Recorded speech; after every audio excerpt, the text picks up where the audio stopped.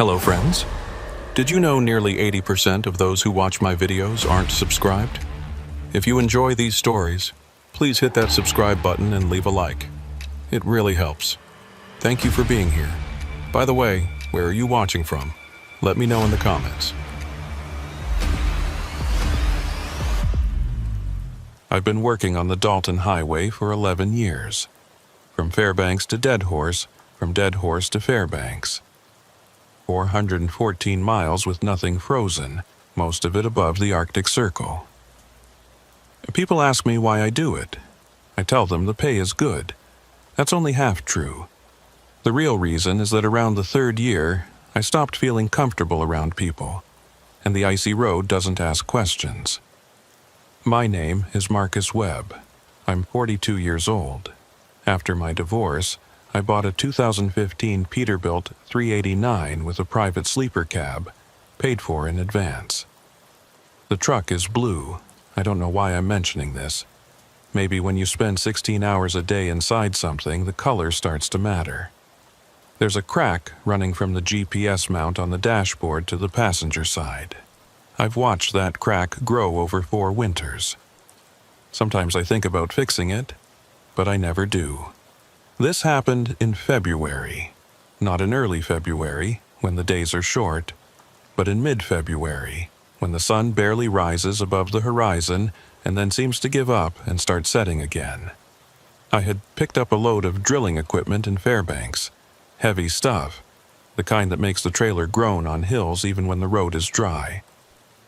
But the road wasn't dry. A storm had passed through 2 days earlier and the highway crew was still busy clearing the snowdrifts. I left the truck stop at 4 in the morning. The woman at the counter, Rita, had been there every time I passed through for the last 6 years. She said to me, "Weather's supposed to hold," she said, not looking at me. That's what they always say. She nodded. The fluorescent lights buzzed overhead, casting everything in that sickly yellow glow that makes even healthy people look like corpses. 2 other truckers sat in the corner booth, speaking quietly. I didn't recognize either of them. New guys, probably. They never lasted more than a season or 2. The ice road chews people up. I paid, left a tip I couldn't really afford, and walked back out into the cold. The temperature read -38 on the thermometer by the door. Felt colder. It always does when the wind picks up. I could see the Peterbilt waiting in the lot, exhaust pluming from the stack like dragon's breath. I'd left it idling. You never shut down in this cold unless you want to spend 3 hours with a Herman Nelson heater trying to coax your engine back to life. The driver's seat creaked when I climbed in. Everything creaks in this cold. Leather, plastic, metal, all of it contracts and moans. I pulled the door shut and felt that familiar sense of isolation settle over me. Just me and the road now. The way I liked it. I pulled out of the lot and headed north on the highway. The first 50 miles are almost normal. Regular highway, some traffic, occasional lights from buildings tucked back in the trees. Then you pass the Yukon River and everything changes. The trees thin out. The darkness gets thicker. The road becomes something else entirely. Mile marker 56 passed on my right. I'd seen it 1,000 times. The signs up here are simple. White numbers on green. The paint faded by wind and ice. Some of them have bullet holes. Board hunters probably, or drunks with rifles. I've never understood the appeal of shooting road signs, but then again, I've never understood most things people do. The heater was blowing hard, but the cab still felt cold. I reached over and adjusted the vent, directing it toward my feet. My boots were good. Baffin Titans, rated to -100. I'd paid $400 for them 3 years ago, and they were worth every penny. Frostbite doesn't care about your budget.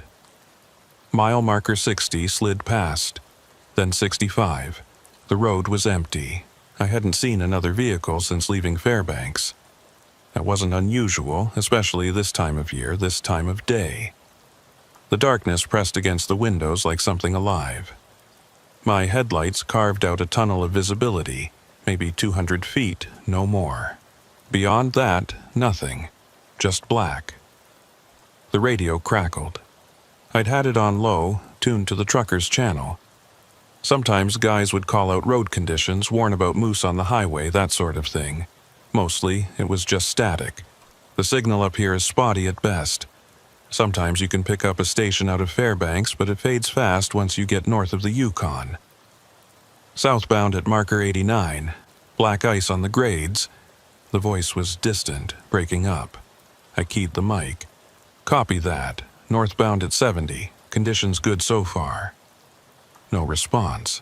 I hadn't really expected one. I set the mic back in its cradle and focused on the road.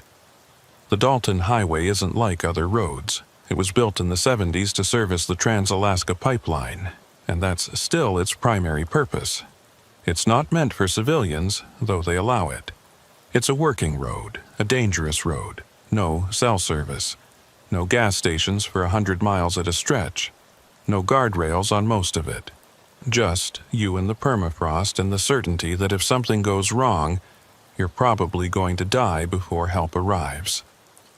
I'd seen 3 fatal accidents in my 11 years. 2 jackknifed trucks and 1 pickup that tried to pass on a blind curve and went head-on into a gravel hauler. I helped pull a body out of that one. The driver was a tourist from California, up here to see the northern lights. He saw something, all right, just not what he'd planned on. Mile marker 75 appeared in my headlights. The numbers glowed briefly, then vanished behind me. The road stretched ahead, endless and white. Snow had drifted across the surface in places, creating ripples that made the truck shudder. I kept my speed steady, 45 miles per hour. Fast enough to make progress, slow enough to maintain control. My coffee was cold. I took a sip anyway. The taste was bitter, burnt. Rita always made it too strong, but I'd never told her that. Some things you just accept. The miles clicked by. 80. 90. I settled into that mental state that comes with long-haul driving. A kind of meditation where your body handles the vehicle on autopilot and your mind drifts. Not sleeping, but not fully awake either.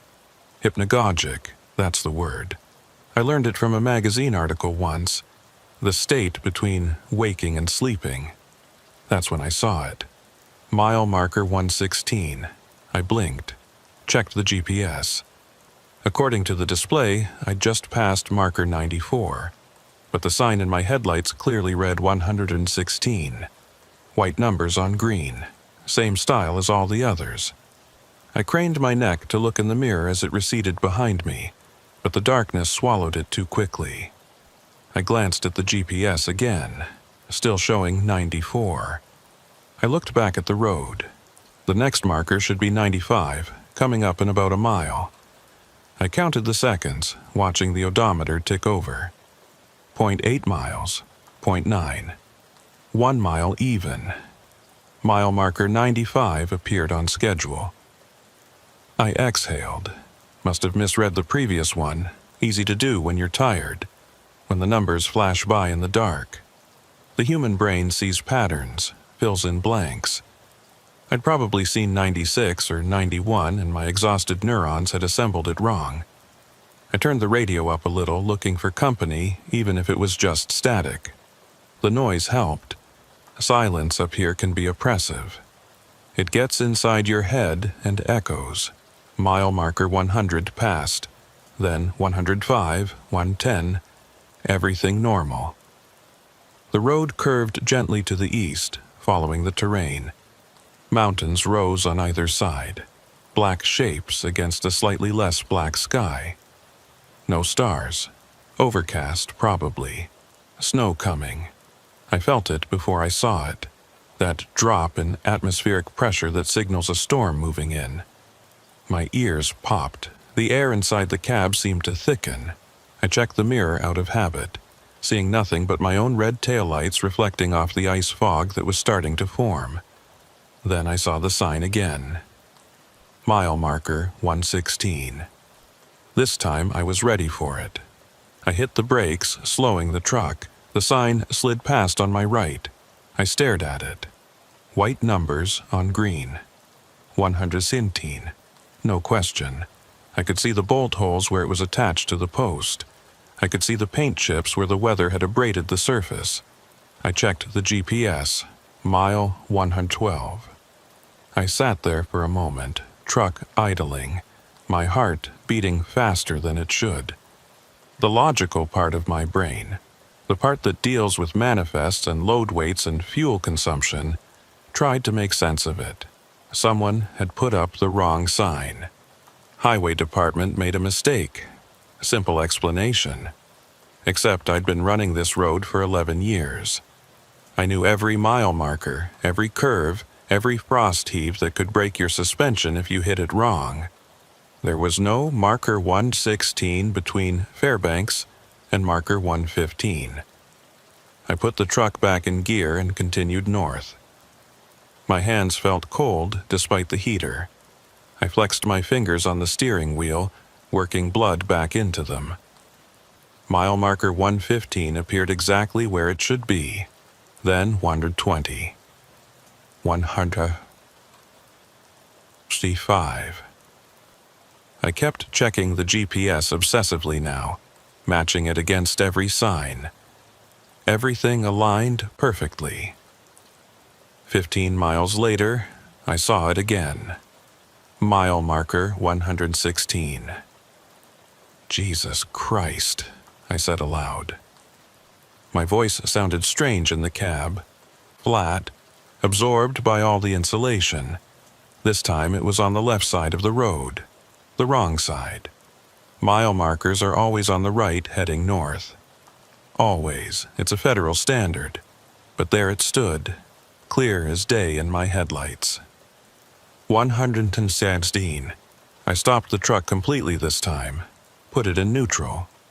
Sat there staring at the sign. The wind had picked up. I could feel the truck rocking slightly. Snow was starting to fall. Small flakes that sparked in the headlight beams like insects. The radio crackled. Marker 116.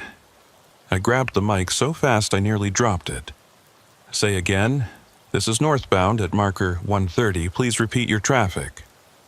Static, then a voice, distant and distorted. Shouldn't be there. Turn back at marker 116. Who is this? What do you mean turn back? More static. Then nothing. The radio went dead. Not just quiet, dead. The display light flickered and went out. I twisted the volume knob. Nothing. I checked the power connection. Secure. I flipped the unit off and on again. The display didn't even light up. God damn it! I sat back in the seat. The snow was falling harder now. The windshield wipers made their rhythmic sweep back and forth, clearing and clearing and clearing a view of absolutely nothing. I looked at the mile marker again. 116. It hadn't moved, hadn't changed. Just stood there like it had every right to exist.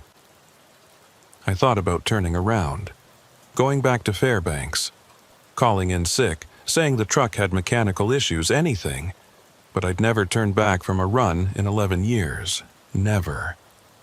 That was a point of pride for me. Maybe the only point of pride I had left. Besides, I needed the money. The divorce had been expensive. The truck payment was due. Life doesn't stop just because you see something that shouldn't exist. I put the truck back in gear and drove on. The marker vanished behind me. I watched it in the mirror until it was swallowed by the darkness. Mile marker 135 appeared ahead. Then 140, everything proceeding normally. The GPS showed my position tracking exactly with the markers. Whatever glitch I'd experienced, hallucination, exhaustion, failing eyesight, seemed to have passed.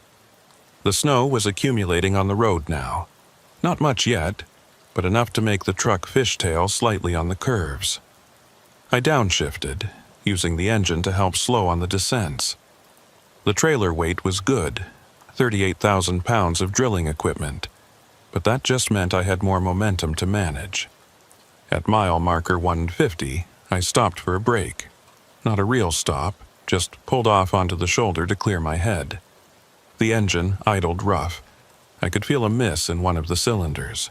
Nothing serious, but I made a mental note to check it when I got to Dead Horse. I climbed out of the cab. The cold hit me like a physical force. -40, maybe -45. Cold enough that the moisture in my nostrils froze instantly. Cold enough that breathing hurt. I stood there anyway, letting the wind scour my face. Sometimes you need that. Sometimes you need something real and immediate to shock you back into the present. The landscape was featureless. White ground, black sky, no horizon line between them. I could see my truck's lights and that was it. Nothing else existed in the world. No other vehicles. No buildings. No sign of human presence at all. Just me and the cold and the darkness. I walked around the truck, checking the lights, the trailer connection, the straps holding the load. Everything secure. Everything as it should be. I was stalling, I realized. Stalling because I didn't want to get back in that cab and drive north and see that marker again. But I did. I climbed back in, pulled the door shut, and continued on. Mile marker 155, 160, 165. The snow was really coming down now. Visibility had dropped to maybe 100 feet. I turned the wipers up to maximum speed. They struggled to keep up. Ice was forming on the blades, reducing their effectiveness. I'd need to stop soon and clear them by hand. The heater was blowing full blast, but I was still cold. That deep, bone-level cold that no amount of external heat can touch. I turned up the fan. It didn't help. Mile marker 170 passed, then 175. I was making decent time despite the weather. At this rate, I'd reach Coldfoot by 8 a.m., Dead Horse by early evening.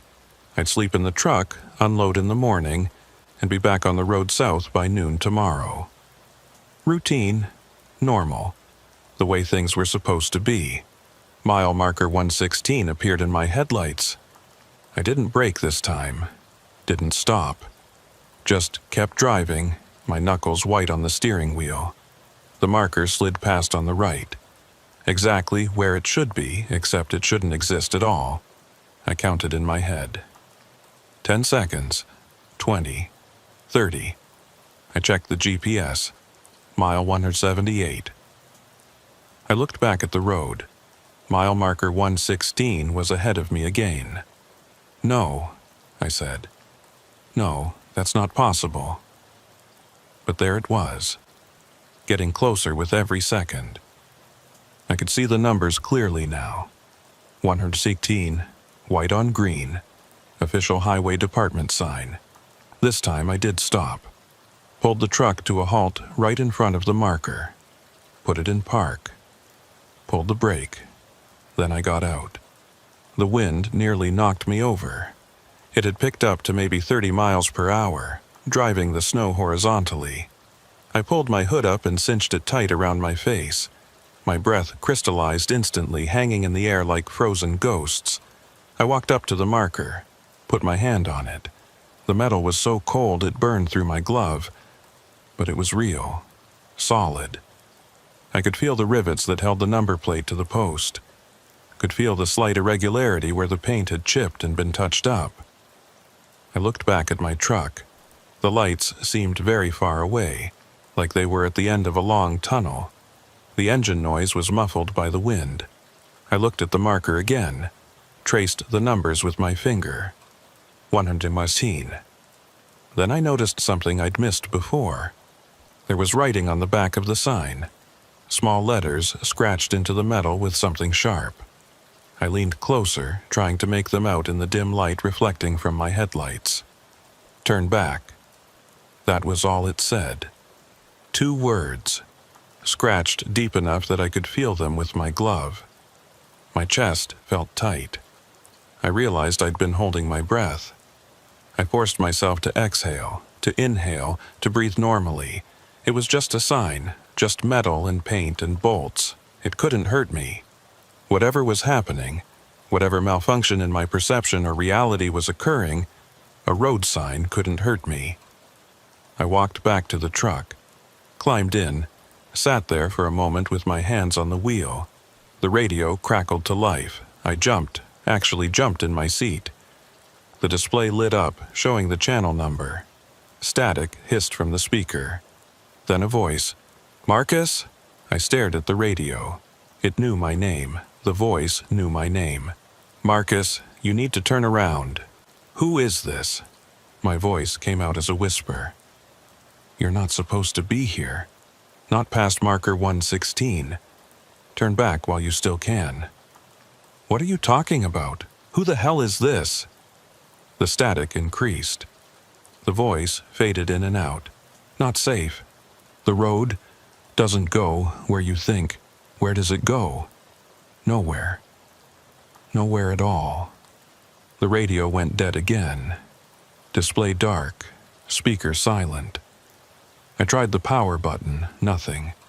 I looked out at the road ahead. Snow and darkness. That was all. But now it seemed different somehow. Wrong. Like the road itself was a lie. A line drawn across nothing that might vanish at any moment. I checked my fuel gauge. 3/4 of a tank. Plenty to get to Dead Horse, plenty to turn back to Fairbanks if I wanted to. I looked at the GPS. Still showing mile 178, my position a blue dot on the thin red line of the highway. I looked at the mile marker through the windshield. 116. I sat there for 5 minutes, maybe longer. The snow piled up on the hood. The wipers kept sweeping it away from the windshield. The engine rumbled, everything mechanical and normal and real. Finally, I put the truck in gear. I drove forward. The mile marker receded behind me. I watched it in the mirror until I couldn't see it anymore. Then I looked ahead. The road stretched out, white and endless. Mile marker 180 appeared. Then 185. Everything was fine. Everything was normal. Except I couldn't shake the feeling that something had changed. That by passing that marker, by ignoring the warning, I'd crossed some invisible threshold. The road looked the same. The truck felt the same. But something was different now.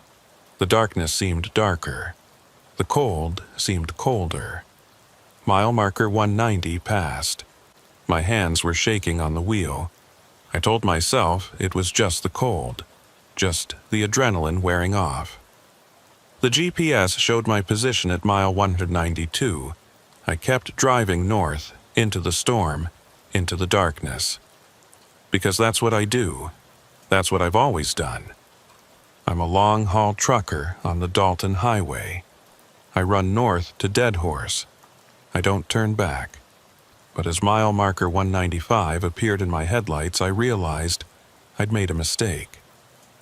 The numbers were backwards. The numbers were backwards. Not upside down. Not distorted. Backwards. Like I was reading them in a mirror. 195, but the digits were reversed. Wrong.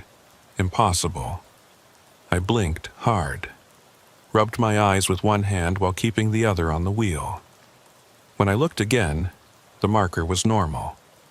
105, the way it should be. The way it had always been. "Get it together, Marcus," I said aloud. My voice sounded thin in the cab, swallowed by the darkness and the storm. I checked the clock on the dashboard. 6:47 a.m. I'd been driving for almost 3 hours. Should be past Coldfoot soon, maybe another hour to the Atagun Pass. Then it was all downhill, relatively speaking, to Dead Horse. 8 more hours, give or take. 8 hours, and this run would be over, and I could sleep for 12 hours straight in a shitty motel bed and pretend none of this had happened. The snow was letting up slightly. Visibility had improved to maybe 200 feet. The road curved to the east, following a valley between two mountain ridges. I knew this stretch. The terrain funneled the wind here, creating drifts that could bury a truck in hours. The highway department kept a grader stationed nearby during winter, but I hadn't seen any sign of recent plowing. The road surface was rough, corrugated with packed snow and ice. Mile marker 200 passed, then 205. I counted them obsessively now, matching each one against the GPS. Everything aligned, everything normal. My breathing had almost returned to normal. The shaking in my hands had stopped. I was starting to convince myself that the whole thing had been exhaustion. Sleep deprivation playing tricks. I'd been pushing too hard lately, taking too many runs without proper rest. The human brain does strange things when deprived of sleep, creates patterns where none exist, sees threats in shadows. At mile marker 210, I passed another truck heading south. Just a glimpse of lights through the snow, then it was gone. But it was enough. Proof that the world was still normal, still functioning according to the usual rules. Other trucks meant other drivers, other people. I wasn't alone out here, except I felt alone. More alone than I'd ever felt in 11 years of running this road. The radio stayed dead. I tried it a dozen times, cycling through channels, checking connections. Nothing. Not even static. Just silence. That bothered me more than I wanted to admit. The radio was my lifeline out here. My connection to other drivers, to civilization, to the assurance that someone would know if I went off the road or jackknifed or broke through the ice on one of the river crossings. Mile marker 215. The road began to climb.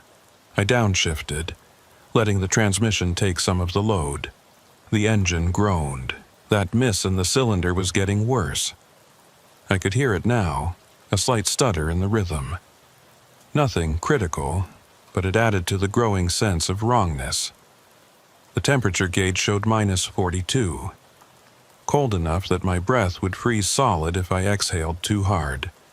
Cold enough that exposed skin would develop frostbite in less than 5 minutes. I adjusted the heater vents again, a useless gesture. The cab felt like a meat locker. At mile marker 220, I saw the lights. They were behind me, distant but closing fast.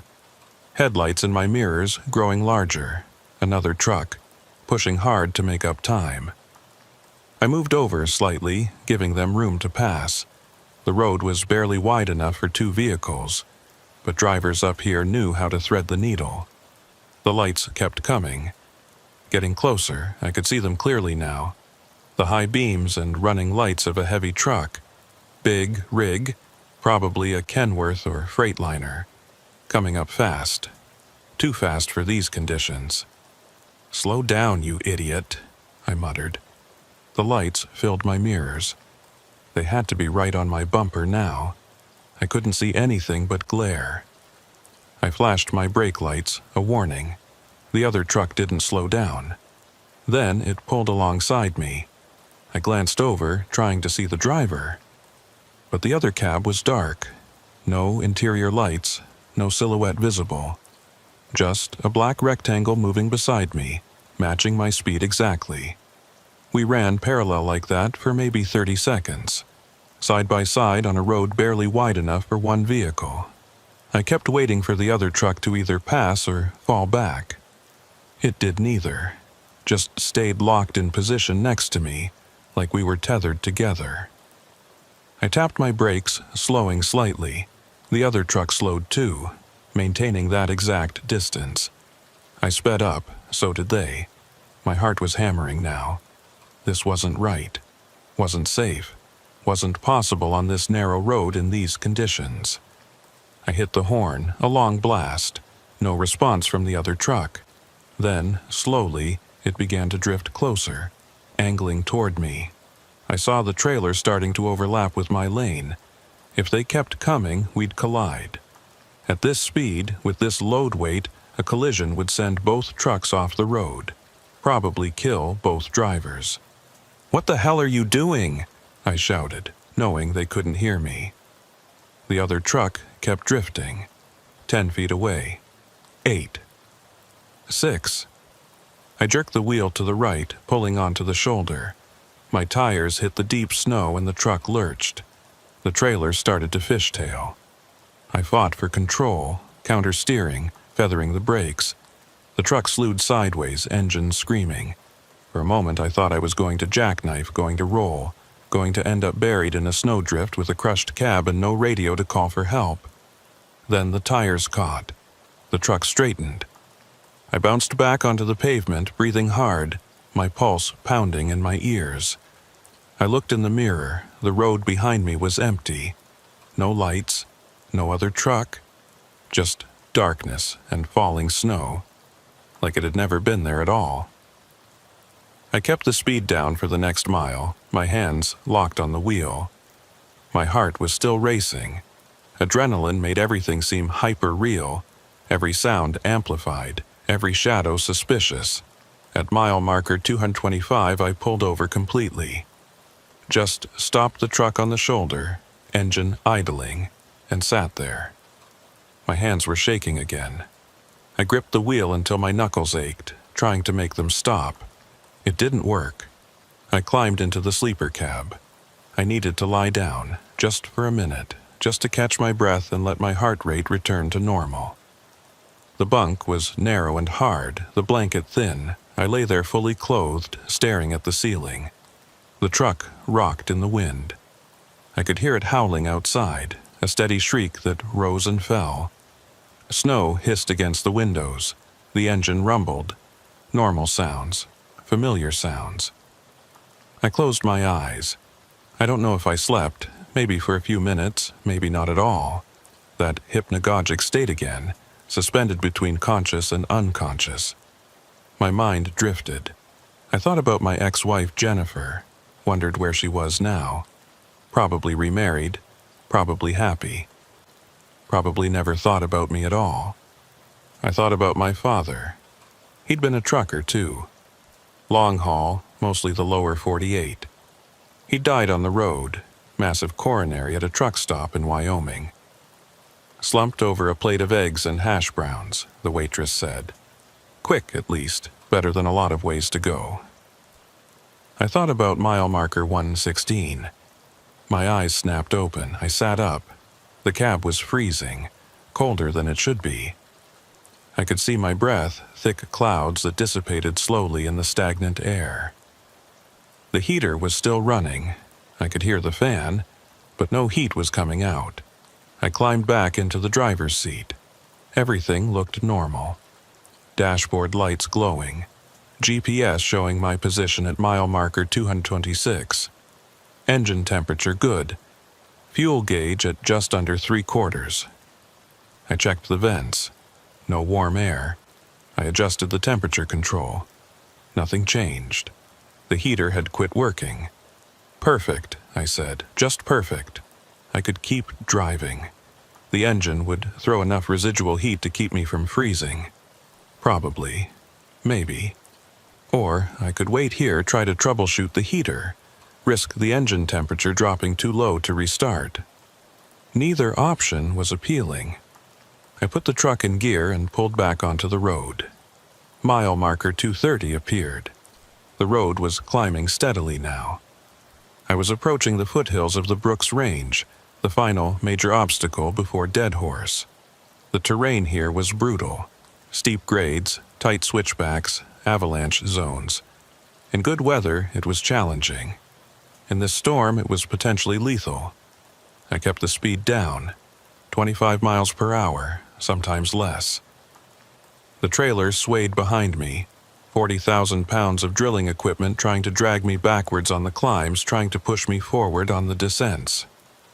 I worked the transmission constantly, upshifting and downshifting using engine compression to maintain control. My fingers were getting numb despite the gloves. I flexed them repeatedly, trying to maintain circulation.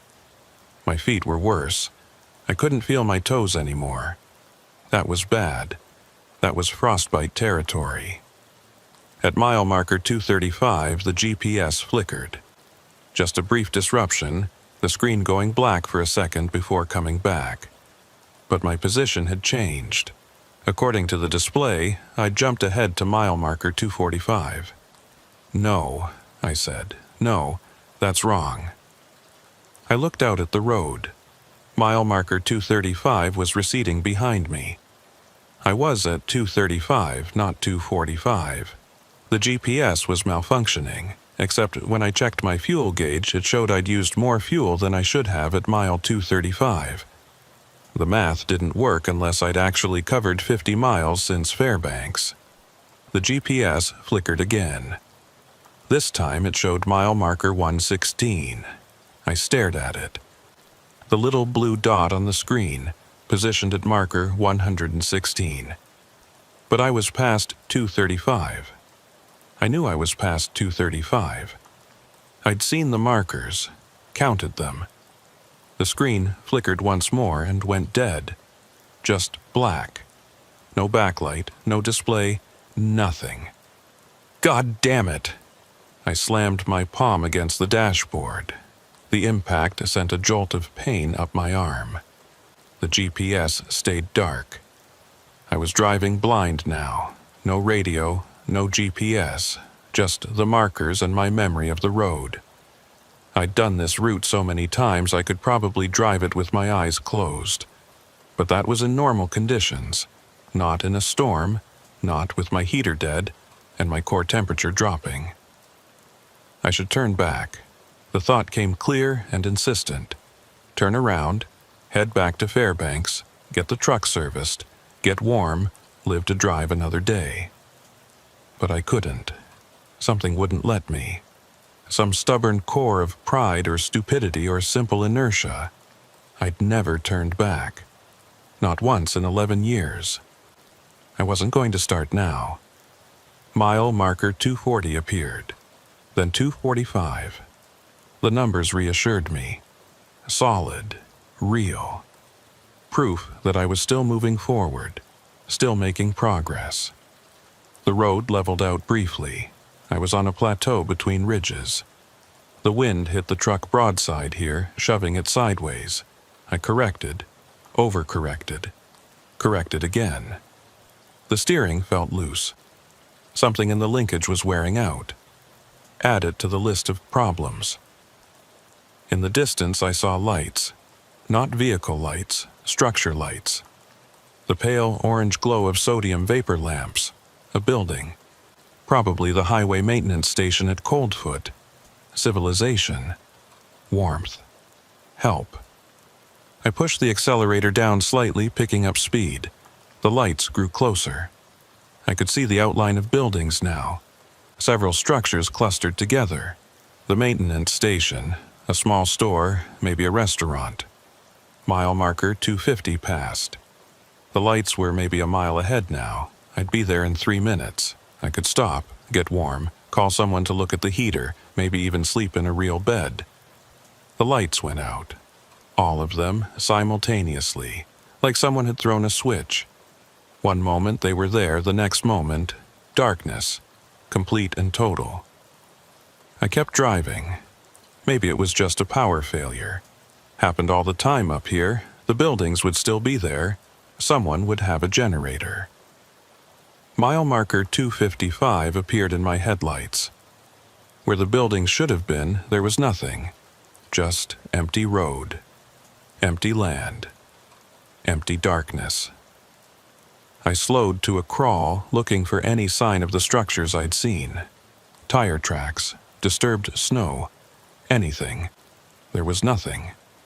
The road stretched ahead, unmarked and pristine. I stopped the truck, got out, walked forward into my headlight beams. The cold seized me immediately. My breath came in short gasps. I could feel my lungs protesting, the air so cold it burned. I looked around, to the left, to the right. Behind me. Nothing. No buildings, no lights. No indication that Coldfoot existed at all. But it did exist. I'd stopped there dozens of times. Small place, barely deserves to be called a town, but it's there. Real. Permanent. You can't just make a town disappear. I walked back to the truck. My legs felt stiff. The cold was getting deeper now, reaching past my clothes, past my skin, settling into my bones. I climbed back into the cab, started driving again, because what else could I do? I couldn't stop here, couldn't wait for help that wasn't coming. The only direction was forward. Mile marker 260, 265, 270. The road climbed steadily. I was in the Brooks Range now, for real this time. The mountains rose on both sides, vast shadows against a slightly less vast darkness. The road switchbacked up the slopes. My speed dropped to 15 miles per hour. The trailer jackknifed on a tight curve. Not badly, I caught it before the angle got critical, but it took me 20 minutes to straighten out. 20 minutes of inching forward and back, fighting for traction on the ice. 20 minutes of burning fuel and losing core temperature. When I finally got the rig straight again, I was shaking uncontrollably. My teeth chattered. My vision was starting to blur at the edges. Hypothermia. The word floated through my mind, clinical and detached. Your body temperature drops. You lose coordination. Then you lose consciousness. Then you die. Simple as that. I needed to do something, generate heat somehow. I thought about the load in the trailer. Drilling equipment. Heavy, solid, useless for starting a fire. I had an emergency kit in the sleeper. Flares, a space blanket, some energy bars. But using flares inside the cab would poison me with carbon monoxide. The space blanket might help, but it wouldn't generate heat, just reflect what little I had left. I kept driving, up and up. The road carved a path through the mountains, a thin line of almost safety through impossible terrain. One mistake here, one patch of black ice, one moment of inattention, and the truck would roll, tumble down a 1,000-foot slope. They might not find me until spring. Mile marker 275 appeared, then 280. I was getting close to Adagun Pass now, the highest point on the highway. From there it was downhill to Dead Horse, downhill and hopefully warmer. Except it wasn't getting warmer, it was getting colder. The temperature gauge on the dashboard showed -51. That wasn't possible. Not in February, not even in the Brooks Range. -51 was January temperature. Deep January. Record-breaking January. But the gauge didn't lie. -51 and dropping. At -51, steel becomes brittle. Rubber seals crack. Lubricants turn to paste. Equipment fails in ways you can't predict. I'd heard stories about trucks literally falling apart in extreme cold. Axles snapping. Frames cracking. Fuel turning to gel in the lines. I looked at my side mirror. In the dim glow of my running lights, I could see ice forming on the metal. Thick ice, growing visibly, spreading across the surface like cancer. The truck shuddered. Not from the road, from within. A deep vibration that I felt through the seat. Something was wrong with the engine. "Come on," I whispered. "Come on, don't do this. Not here, not now." The shudder came again. Harder this time. The steering wheel vibrated in my hands. Mile marker 285 appeared. The numbers were covered in ice. I could barely read them. The engine coughed. No, no, no, no, no, no. It coughed again. The RPMs dropped. I pressed the accelerator. Nothing happened. The engine was losing power. I looked for a place to pull over, anywhere flat, anywhere out of the travel lane. But the road here was carved into the mountainside, Rock wall on one side, sheer drop on the other. No shoulder, no pullouts, nowhere to go. The engine died. The truck rolled forward on momentum, slowing gradually.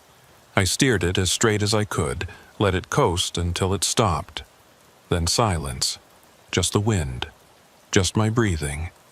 Just the creak of contracting metal. I sat there in the darkness. My headlights were fading as the battery drained. Soon they'd be gone too. Then it would just be me and the dark and the cold. I should try to restart the engine. That was the logical thing to do. Turn the key, hope the battery had enough juice, hope the fuel hadn't gelled, hope the cold hadn't seized the pistons. But I didn't move. I just sat there watching my breath form clouds in the dimming light, feeling the cold press closer with every second. That's when I heard it. Footsteps, crunching in the snow. Slow, deliberate, coming closer. I turned my head, looked out the driver's side window, saw nothing but darkness. The footsteps continued. Crunch, crunch, crunch, rhythmic, patient. They stopped right outside my door. I held my breath, didn't move, didn't make a sound. Someone knocked on the window. 3 times, slow, deliberate. Knock, knock, knock, knock. I looked at the window, saw only my own reflection in the dark glass. And something else. A handprint, on the outside of the window, pressed against the glass, but backwards, like someone inside the cab had pressed their hand against the window from my side. The handprint began to frost over, ice crystals spreading outward from the palm, from the fingers, growing, covering the entire window. The temperature gauge showed -63. The footsteps walked away. Crunch, crunch, crunch, moving toward the back of the truck. I heard my trailer door open. Not unlock, not break. Open, like someone had the key, like someone belonged there. I sat frozen in the driver's seat. The cold had seeped so deep into me now that I barely felt it anymore. That was bad. That meant I was past shivering, past the point where my body could generate heat. I was just cold now, a cold thing in a cold place. The footsteps crunched around the back of the trailer. I heard the sound of metal on metal. Someone, something, was moving my cargo. I could hear the drilling equipment shifting, scraping against the trailer floor. Heavy objects being moved as if they weighed nothing. I should get out, check on my load. That was my responsibility. I'd signed for that equipment. If it got damaged, stolen, whatever, it was on me. But I didn't move. Couldn't move. Every instinct I had screamed at me to stay inside the cab. Lock the doors. Don't look. Don't engage. Pretend it wasn't happening. The noises from the trailer continued for maybe 5 minutes, then stopped. Silence. The footsteps crunched back toward the front of the truck, past the driver's door, kept going forward into the darkness ahead. I waited, 10 seconds, 20, 30. The footsteps didn't come back. I tried the ignition, turned the key with stiff, numb fingers. Nothing. Not even a click. The battery was dead, or the cold had seized the engine, or something else had failed in ways I couldn't diagnose or repair. I was stuck. Mile marker 287, according to the last sign I'd seen. 27 miles past marker 260, where Coldfoot should have been but wasn't. Maybe another 20 miles from Adigan Pass. Another 80 beyond that to Dead Horse. Impossible distances. Might as well be light years. I climbed into the sleeper cab, found the emergency kit. The space blanket was there, folded into a compact square. I shook it out, wrapped it around my shoulders. It crinkled and rustled, made me feel like a baked potato. The material was thin, almost nothing, but it reflected body heat, assuming I had any body heat left to reflect. I found the energy bars, ate one even though I wasn't hungry. Fuel for the body, keep the metabolism running, stay alive. The flares were there too. 3 of them. Road flares, the old-fashioned kind that burned with a bright red flame. They'd provide light and heat for maybe 15 minutes each. And then they'd be gone, and I'd be in the dark again. I decided to save them. Wait until I absolutely needed them. Wait until the cold got so bad that I had no other choice. I wrapped the space blanket tighter and lay down on the bunk. Tried to think. Tried to make a plan. Wait for another truck to come by, flag them down, get a ride. Simple. Except I hadn't seen another vehicle since that phantom truck that had tried to run me off the road. How long ago was that? An hour? 2? Time was getting slippery, hard to track. Walk, I could walk. Dead Horse was maybe 100 miles north. I could make that, 1 foot in front of the other. Keep moving. Generate heat through motion. Except at minus 60 plus degrees, I'd be dead in an hour. Probably less. The cold would shut down my extremities first, then my core, then my brain. I'd get confused, disoriented. I'd think I was warm. I'd take off my coat. That's what hypothermia does. Makes you feel hot when you're freezing. Makes you do the one thing that'll kill you. So I couldn't stay. Couldn't walk. Couldn't start the truck. I was trapped. The realization settled over me like another layer of cold. This was it. This was how it ended. Marcus Webb, age 42, frozen to death in his truck on the Dalton Highway. They'd find me in the spring when the thaw came, if they found me at all. I thought about Jennifer again. Wondered if she'd even hear about it. Probably not. We hadn't spoken in 3 years. Didn't have mutual friends anymore. She'd moved on, built a new life. I was probably just a bad memory to her, the husband who loved his truck more than her. Maybe she was right. I closed my eyes, not to sleep, just to rest them, just for a moment. I heard the radio, my eyes snapped open. The radio was on, static hissing from the speaker, the display glowing green in the darkness. I climbed back into the driver's seat, stared at the radio. I'd tried it a dozen times. It was dead, completely dead. No power, no signal, nothing. But it was on now. The display showed channel 19, the standard trucker channel. The static shifted, resolved into a voice. Faint, distant, but definitely a voice. Marcus Webb. I grabbed the mic. My fingers were so numb I almost dropped it. Yes, this is Marcus Webb. I'm stranded at mile marker 287. Engine failure. I need assistance. Over. Static, then. Not on the road anymore, Marcus. What? I don't understand. Please repeat. I need help. Over. You passed marker 116. We told you to turn back. You should have turned back. Who is this? Where are you? Can you send help? The voice was clearer now. Male. Older. Calm. Almost sad. There's no help coming, Marcus. No one knows you're here. No one can find you. Because you're not on the Dalton Highway anymore. That's crazy. I can see the markers. I can see the road. I'm at 287. Look at your GPS, Marcus. It's dead. It's been dead for hours. Look at it. I looked. The screen was on. Glowing blue. The map displayed clearly. But my position wasn't on the Dalton Highway. Wasn't on any road. The blue dot sat in the middle of the blank terrain. Maybe 50 miles west of where the highway should be. That's a malfunction. The GPS is broken. The GPS is fine, Marcus. You're the one who's lost. I looked out the windshield. In the dim glow of the running lights, I could see the road. Pavement. Clear as day. Mile markers. Signs. This was the Dalton Highway.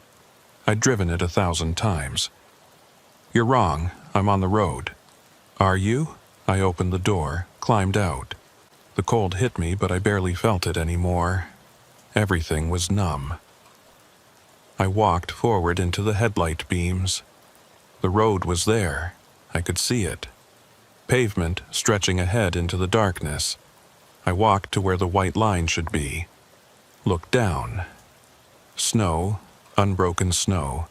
No pavement, no line, no tire tracks, just pristine snow, like no vehicle had ever passed this way. I turned around, looked back at my truck. It was sitting in the middle of nowhere. No road beneath it. Just tundra. Frozen ground. The truck's tires had left tracks in the snow, but the tracks didn't follow a road. They wandered, curved, doubled back, made no sense. I walked toward the truck, following my own footprints. Except they weren't going back to the truck. They were going away from it, leading off into the darkness. I stopped, looked at the footprints, then at the truck, then back at the footprints. They split, 2 sets, one going to the truck, one going away. But I'd only walked one direction. "This isn't real," I said aloud. My voice sounded strange, too loud, too clear. "It's as real as anything else," the radio said. I could hear it from inside the cab, even though I was 20 feet away. "You just can't see it clearly anymore, not after you passed marker 116. I walked back to the truck, climbed in, shut the door. The space blanket crinkled around me. "What is marker 116? I asked the radio. "A warning, a threshold, a place where the road stops being a road and becomes something else." "That doesn't make sense." "No, it doesn't. But that doesn't make it any less true." I looked at the temperature gauge. -72. The needle was buried at the bottom of the dial. "Am I going to die here?" The radio was quiet for a long moment. Then, "Everyone dies, Marcus. The question is where, and when, and how." That's not an answer. It's the only answer I have. The radio went dead. Display dark. Speaker silent. I tried the power button. Nothing. I sat there in the darkness, in the cold, alone. Then I heard it again. The footsteps, crunching in the snow. Multiple sets this time, coming from different directions, approaching the truck. They stopped, all around me. I could hear breathing, not human breathing, too slow, too deep, like bellows pumping air. Someone knocked on the driver's door, then the passenger door, then the back wall of the cab. 3 knocks each, slow, deliberate. Knock, knock, knock. I didn't answer, didn't move. The breathing continued, patient, waiting. I thought about the flares. I could light one, see what was out there, know what I was dealing with. But part of me didn't want to know. Part of me understood that some things are better left unseen, that some knowledge doesn't help, only hurts. The breathing faded. The presence, whatever it was, moved away. I heard the footsteps crunch off into the distance. I waited for my heart to slow down. It didn't. I ate another energy bar, drank some water from a bottle in the sleeper. The water was nearly frozen. Ice crystals floated in it. I drank it anyway. I thought about my father, his last drive, that truck stop in Wyoming. I'd always wondered if he knew, if he felt it coming. That moment when your heart decides it's done, when it just stops and everything ends. Did he have time to be afraid? Or did it happen too fast? I hoped it was fast. I checked my watch. The digital display was dead. Frozen. Stopped at 8:23. No idea if that was AM or PM. No idea how long I'd been stranded. I wrapped the space blanket tighter and lay back down. Closed my eyes. Tried to sleep. Tried to dream about somewhere warm. Instead, I dreamed about mile marker 116. In the dream, I stopped at the marker. got out of the truck, walked up to it. The metal was warm to the touch, hot even, like it had been sitting in sunlight. I looked at the numbers. They were changing, shifting. 116 became 611, then 161, then 116 again, flickering between configurations. I looked at the back of the sign. The scratched words were deeper now, still readable. Turn back. But beneath them, new words had appeared, fresh scratches in the metal. Too late now. I woke up. The cab was completely dark. The running lights had finally died.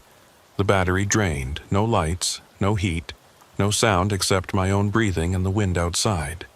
I felt for the emergency kit, found the flares, pulled one out, struck it against the cap. It sparked, caught, burned with a bright red glow that hurt my eyes. The light revealed the interior of the cab. Everything normal, dashboard, steering wheel, space blanket, me. Then I looked at the windshield. There were handprints on it, dozens of them, pressed against the glass from the outside. Small hands, large hands, all sizes, all pressed flat against the windshield like people had been looking in, trying to see me, trying to reach me. The handprints were frosted over, ice crystals spreading from each palm, from each finger. The entire windshield was covered, a constellation of frozen handprints. I held the flare up, looked at the side windows. More handprints, hundreds of them, covering every inch of glass. The entire truck encased in frozen evidence of presence. The flare sputtered. 15 minutes, they'd said. It felt like less. In the dying light, I saw movement outside. Shadows shifting in the darkness beyond the handprints. Shapes that didn't quite resolve into anything recognizable. They moved around the truck, circling, patient. The flare went out. Darkness crashed in. I sat in the silence, clutching the space blanket, trying not to breathe too loudly, trying not to think about the handprints, trying not to imagine what had made them. Time passed. How much, I couldn't say. Minutes, hours, might have been days. The cold was absolute now. I couldn't feel my hands, couldn't feel my feet. My face was numb. My thoughts were slow, thick, like they had to fight through ice to form. This was it. This was hypothermia. This was the end. I thought about lighting another flare, seeing one more time before the darkness took me. But I didn't. I couldn't make my hands work. Couldn't make my fingers close around the flare. Couldn't make myself move. I just sat there, waiting. Then I heard the engine. Not my engine. Another engine. Diesel, getting closer. Headlights swept across the cab, bright, blinding, real, a truck. Someone had found me. I tried to shout, couldn't make my voice work, tried to move, couldn't make my body respond. The lights got brighter. The engine noise got louder. The truck was stopping, right next to me. I heard a door open. Footsteps. Someone was walking toward my truck. Thank God, I was saved. A knock on the driver's door. 3 times. Knock, knock, knock. The door opened. Cold rushed in. Colder than anything I'd felt before. Colder than -70. Colder than frozen. This cold had weight. Presence. Intent. A figure stood in the doorway, silhouetted against headlights.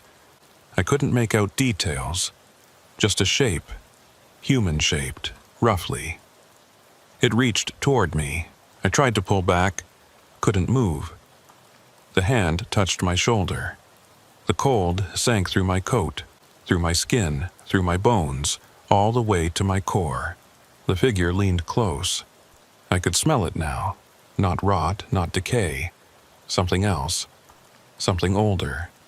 Like permafrost and darkness and the space between stars. It spoke. The voice was wrong. Too many layers, too many tones, like multiple people speaking at once, or one person speaking across different times. You should have turned back at marker 116, Marcus. Who are you? We're what's been waiting. We're what's always been waiting. For drivers who don't turn back. I don't understand. You don't need to understand. You just need to come with us now. Where? Where all the lost truckers go. The figure pulled me up. I stood. My legs worked. My body responded. But it didn't feel like me controlling it. It felt like something else. Moving me, using me. I walked to the door. Stepped out into the cold. It didn't hurt anymore. Didn't feel like anything. I looked around. There were trucks everywhere, dozens of them, maybe hundreds. Scattered across the tundra, all different makes and models. Some old, some new. All dark, all empty. All with handprints on the windows. This is where you stay now, the figure said. This is where the road goes.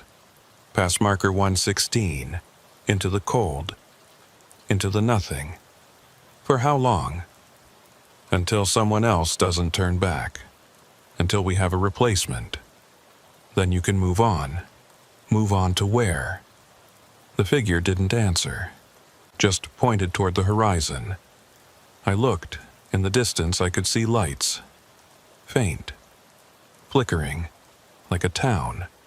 Like civilization. Is that Dead Horse? It's what you want it to be. Walk toward it. See how far you get. I started walking. The snow crunched under my boots. The cold pressed against me. But I couldn't feel it anymore. Couldn't feel anything. I walked for an hour, maybe more. The lights stayed the same distance away. Never getting closer. Never getting farther. I stopped, turned around. The truck was right behind me. Right where it had been.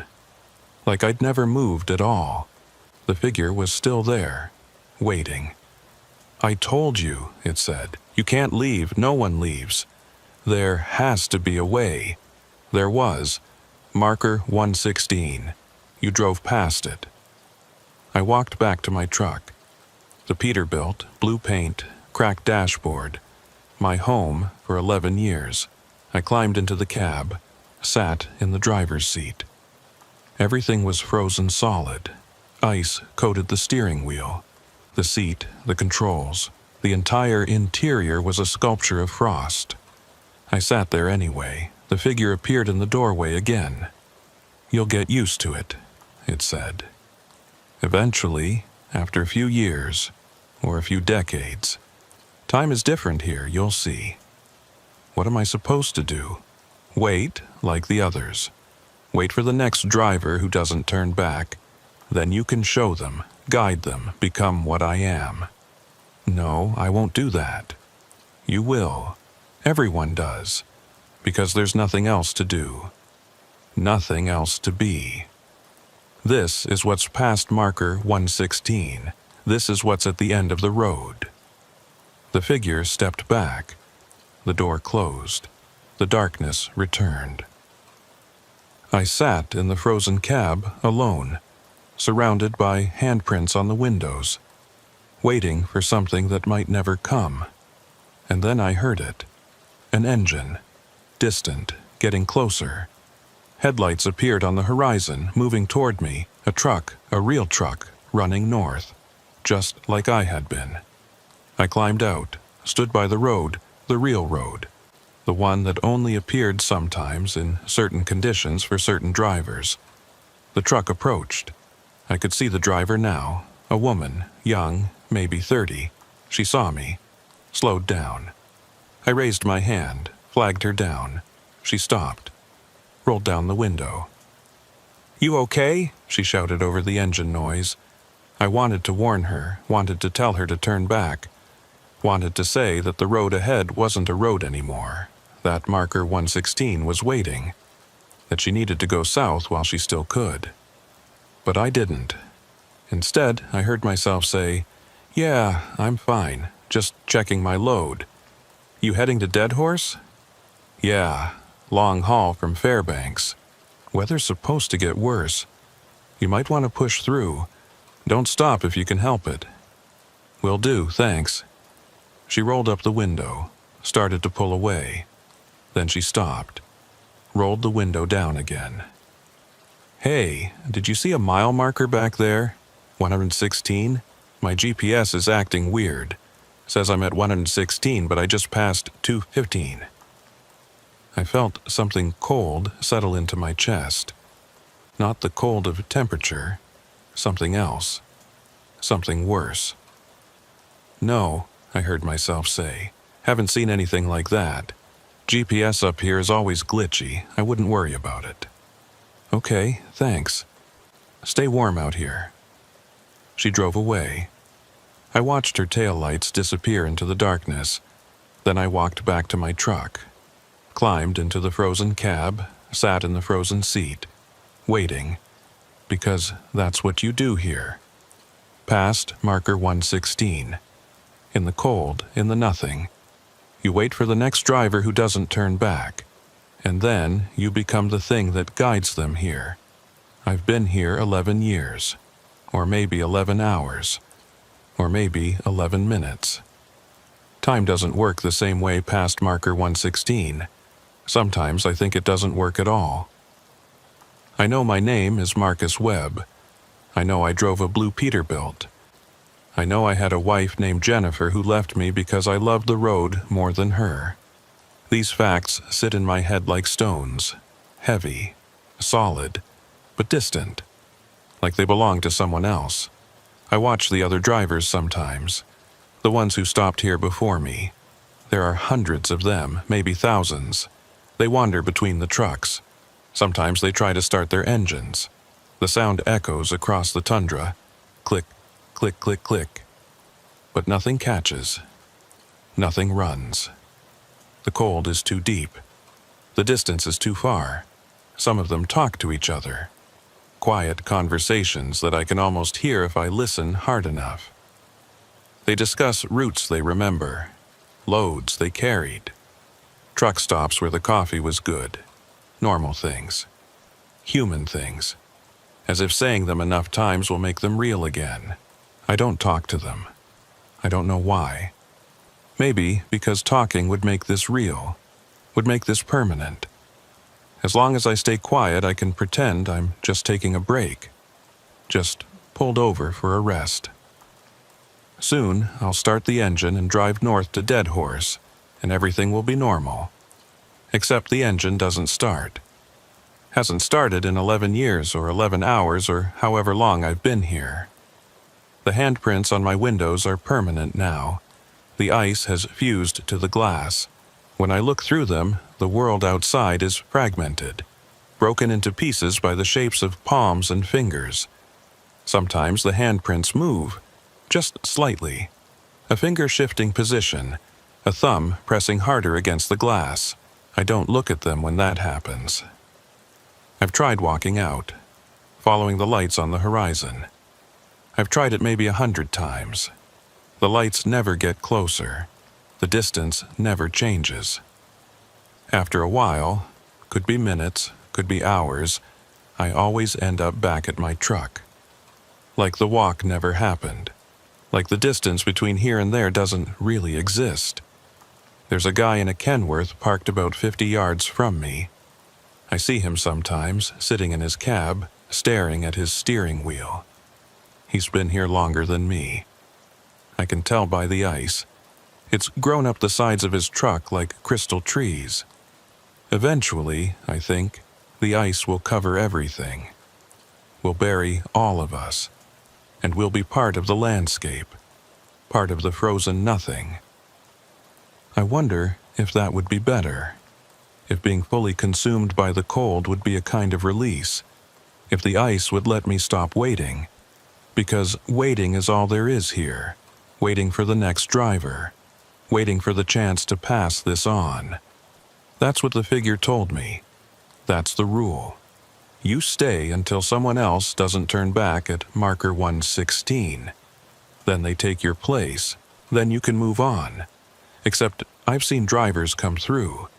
Lots of them. And I've tried to warn them, tried to tell them to turn back, but the words don't come out right. They twist. They become something else, become directions instead of warnings, become the very thing that leads drivers past marker 116 instead of away from it. I hate that, hate what I've become. But I can't stop, can't change it. The cold has its hooks in me now. Deep, permanent. There's a new driver coming now. I can hear the engine, can see the headlights cutting through the darkness. A southbound truck this time, coming from Deadhorse, heading back to Fairbanks. The truck slows. The driver is probably checking his GPS, probably seeing something wrong, probably wondering why the display shows him 20 miles off the road when he's clearly on the highway. I climb out of my cab, stand by the road. The real road. The one that appears and disappears. The one that only exists for certain drivers in certain moments. The truck stops. The driver rolls down his window. He's older than me, maybe 60. Gray beard, tired eyes. "Hey, you seen mile marker 116 around here?" he asks. I want to scream, want to grab him by the collar and tell him to drive. Just drive. Don't stop, don't ask questions. Get as far from here as possible. But I don't, I can't. The cold is in control now. "Yeah," I hear myself say. It's about 3 miles north, but the road's tricky up there, lots of drifts. You might want to take it slow. He nods. "Thanks, my GPS is going crazy, keeps jumping around." It does that up here, magnetic anomalies. Something about the permafrost. Makes sense. Well, I better get moving, storm's coming in. He starts to pull away, then stops, rolls the window down again. "You look cold, man. You got heat in your truck?" "Yeah, it's fine. Just checking my load." "Okay, be careful out here." He drives away, north, toward marker 116, toward the warning he won't heed, toward the choice that isn't really a choice anymore. I watch his taillights disappear. Then I walk back to my truck. Climb in, sit down. The handprints on the windows shift, just slightly, like they're making room for one more. I wonder how many drivers have sat in this cab, how many have waited here in this exact spot, staring through frosted glass at a frozen world. How many have told themselves it's not real, it's just exhaustion, just cold, just the isolation of the ice road playing tricks. I used to count the days, made marks on the dashboard with my knife. But the marks kept disappearing, or multiplying. The numbers stopped making sense. So I stopped counting. I used to think about Jennifer, about our house in Tacoma, about the garden she loved, about the way she'd look at me when I came home from a run, like she was checking to make sure I was still the man she married. About the last time I saw her standing in the doorway, crying, telling me she couldn't do this anymore, couldn't be married to someone who was always leaving. I should have stayed, should have given up the road, found a local route, been home every night. But I didn't. I chose this, chose the ice, chose the solitude. Maybe that's why I'm here. Maybe this is what happens to drivers who love the road too much, who cross too many lines, who ignore too many warnings. Maybe marker 116 is where you end up when you've gone too far to come back. The radio crackles. It does that sometimes. Random bursts of static, sometimes voices. Fragments of conversations that might be real or might be echoes from another time, another place. Northbound at marker 220. Weather's clear. "See you in Fairbanks." Normal trucker talk, normal routes, normal lives. I pick up the mic, try to respond, but no sound comes out. The radio is receiving, not transmitting. I can hear them, they can't hear me. Story of my life. I set the mic down, Look out through the handprints. The darkness is absolute. The kind of darkness that exists before stars, before light, before anything. Sometimes I see things moving out there, shapes that might be animals, might be other drivers, might be something else entirely. They drift through the cold like smoke, never quite solid, never quite gone. I've stopped trying to understand what they are. Understanding doesn't help, doesn't change anything. The temperature gauge still reads -72. It's been reading -72 for 11 years, or 11 hours, or however long. The needle is frozen in place, like time, like me. I lean back in the seat, close my eyes. Try to remember what warm felt like. Try to remember sunlight, the feeling of sweat on skin, the weight of heat pressing down. I can't. The memories are there, but they're abstract, intellectual, like something I read about once but never experienced. The cold has become normal, has become the only thing. Everything else is fiction. I hear another engine, closer this time, different sound, lighter. Maybe a pickup truck, maybe a civilian. I don't get out. Don't go to warn them or guide them. Someone else will handle it. One of the other drivers. The ones who've been here longer. Who've forgotten more. Who've become more efficient at doing what needs to be done. The engine passes. Doesn't stop. Lucky driver, lucky choice. Or maybe unlucky. Maybe they'll stop at marker 116 tomorrow. Next week. Next year. The marker waits. Patient, permanent.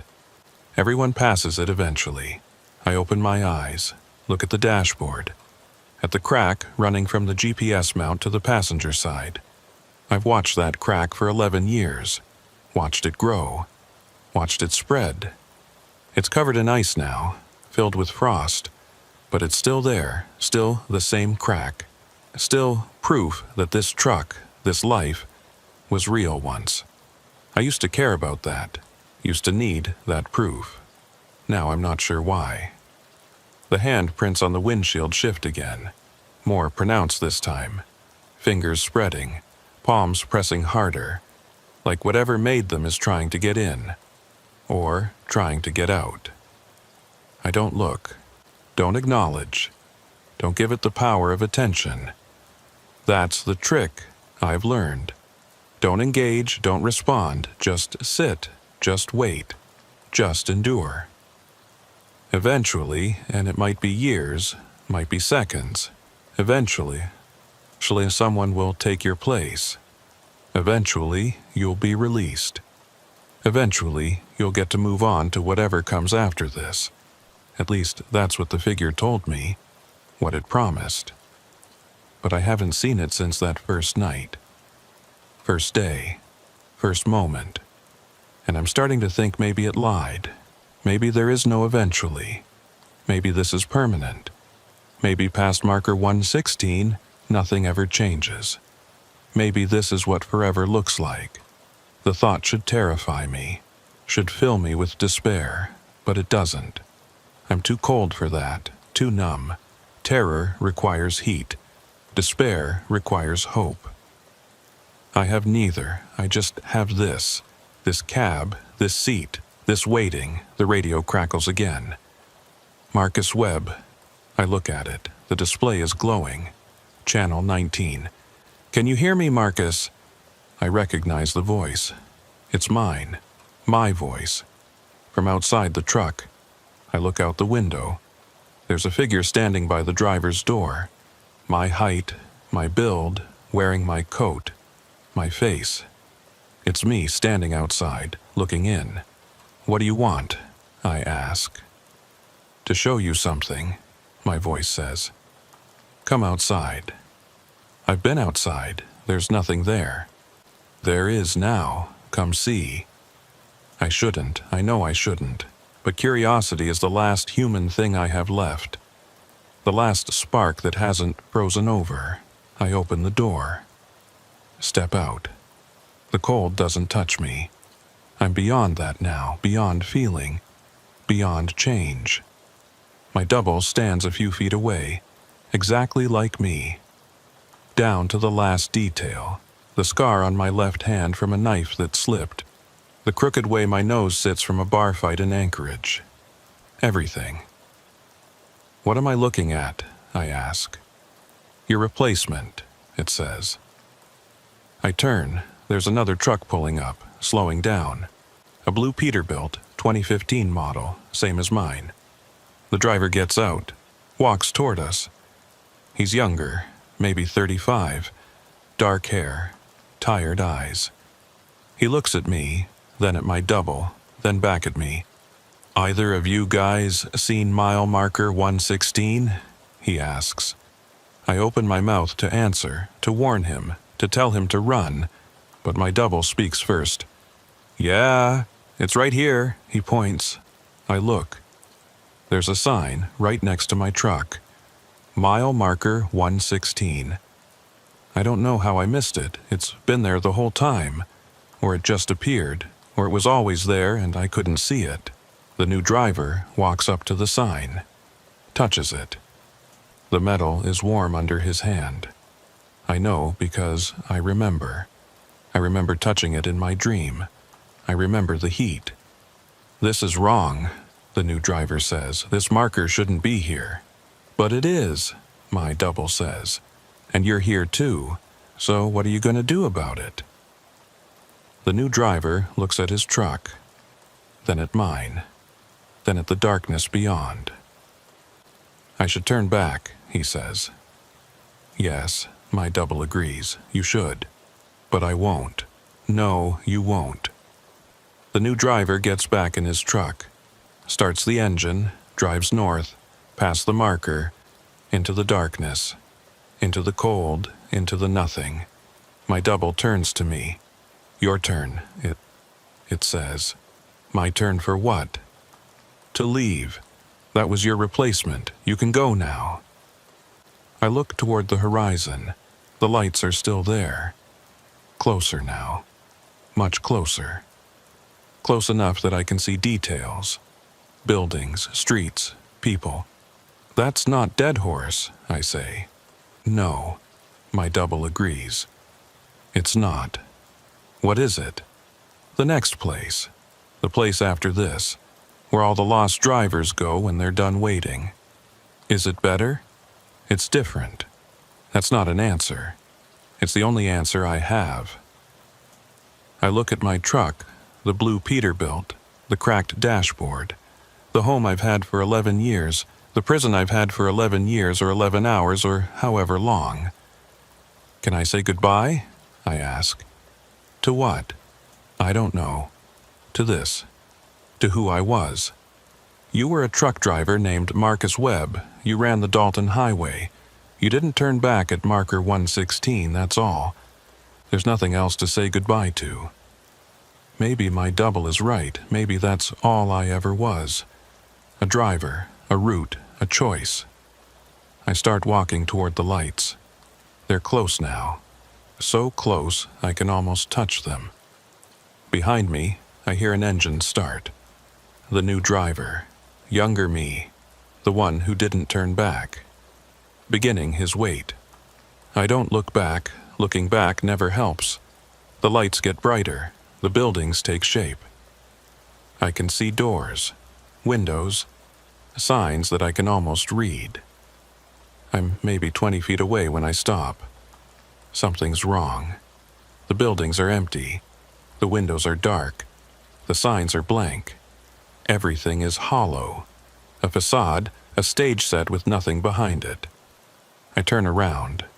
The road is gone. My truck is gone. The new driver is gone. There's nothing but darkness and cold and distance. I'm alone. Completely alone. More alone than I've ever been. Hello? I call out. No answer, just the wind, except there is no wind. Just silence that sounds like wind. I start walking back, toward where the road should be, where my truck should be, where anything should be. But there's nothing. Just emptiness. Just void. I walk for hours, days, years. Time doesn't exist here. Neither does distance. I'm moving but getting nowhere. Standing still but traveling vast spaces. Eventually, and I don't know how long eventually is, I see something. A shape in the darkness. Getting closer. It's a truck. Blue, Peterbilt, 2015 model. My truck. I walk up to it. The driver's door is open. The cab is empty. I climb in, sit in the seat. It's cold, so cold, but familiar, mine. The handprints are on the windows. The crack is in the dashboard. The radio is dead. Everything is exactly as I left it. I sit there, waiting. Because that's what you do here. Past marker 116. In the cold. In the nothing, you wait. And sometimes, rarely, but sometimes, you see headlights approaching, and you climb out, and you guide another driver here. And you tell yourself that this time it'll be different. This time you'll be released, but it never is, and you never are. Because, past marker 116, nothing ever changes. Nothing except the handprints on the windows. They're growing, spreading, covering more glass. Soon they'll cover everything. Soon I won't be able to see out at all. And maybe that's better? Maybe not seeing the emptiness is a kind of mercy. I close my eyes. The radio crackles. Marcus Webb. I don't open my eyes. Don't respond. You can't leave, Marcus. Nobody leaves. I know, I whisper. Good. That's good. Accepting it makes it easier. Does it? No. But we tell you that anyway. Because what else is there to say?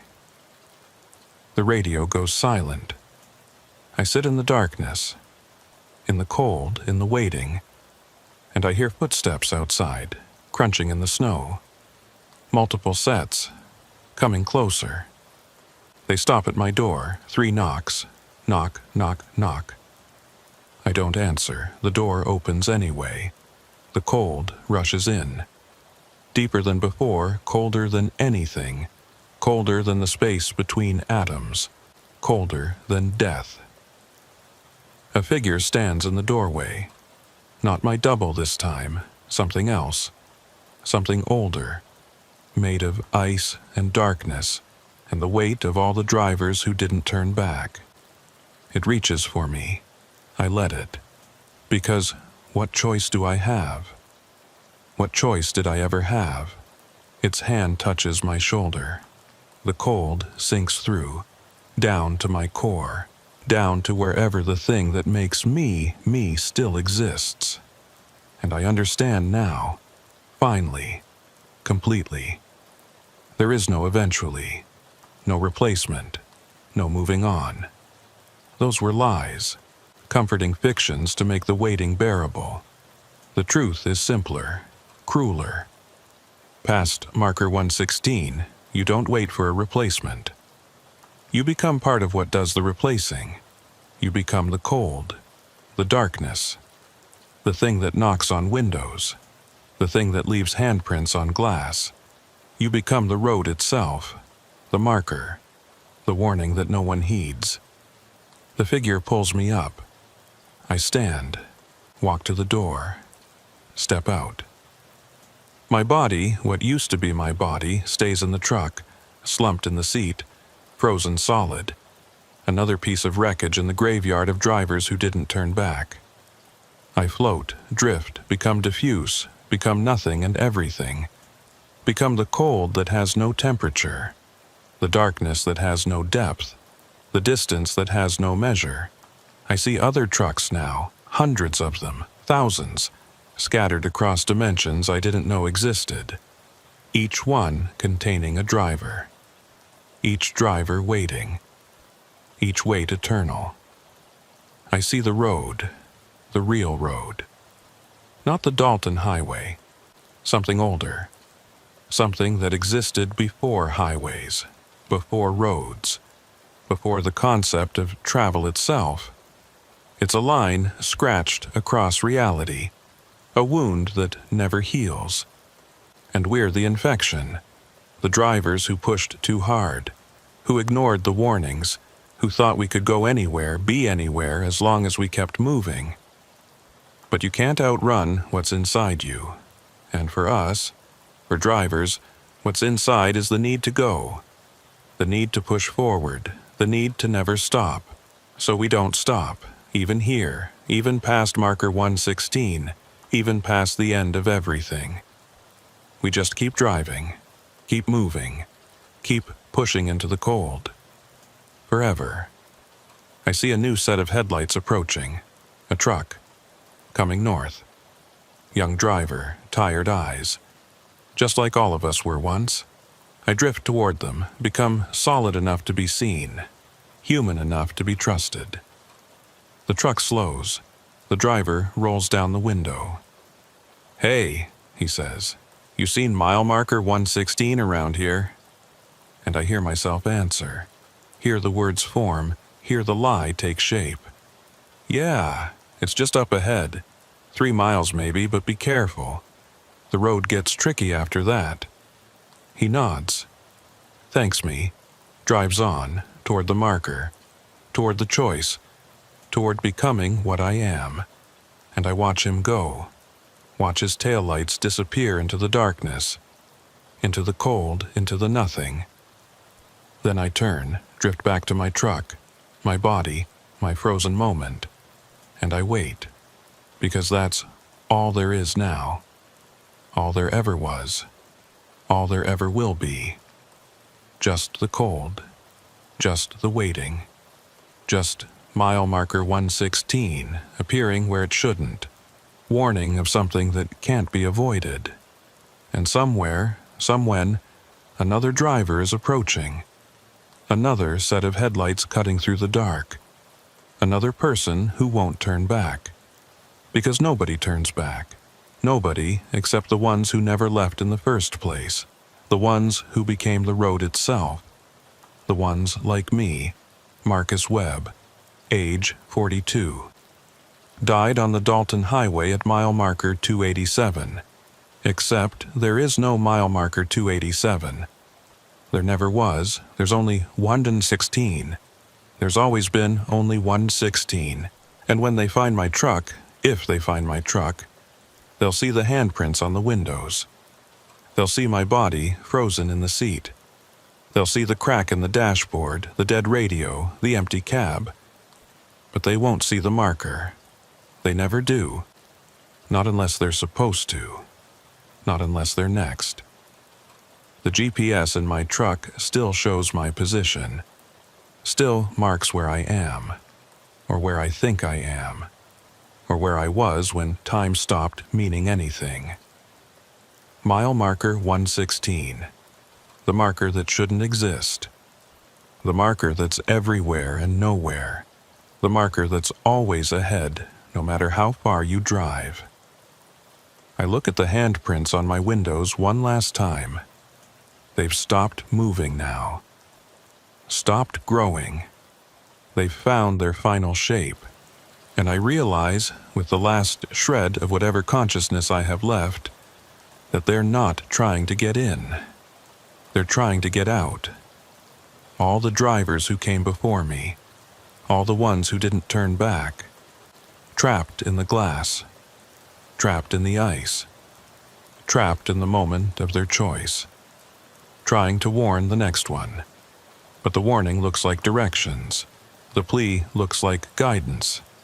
The truth looks like a lie, because that's what happens here, past marker 116, where the road stops being a road and becomes something else. Everything inverts. Every meaning reverses. Every attempt to help becomes another way to harm. And we can't stop, can't change it, can't break free. We just keep doing what we've always done, driving, moving, pushing forward, into the cold, into the dark, into the forever that has no end because it never had a beginning. My name is Marcus Webb. I was a truck driver on the Dalton Highway. I didn't turn back at mile marker 116, and now I'm the reason nobody else does either. My name is Carl Dietrich. I'm 51 years old.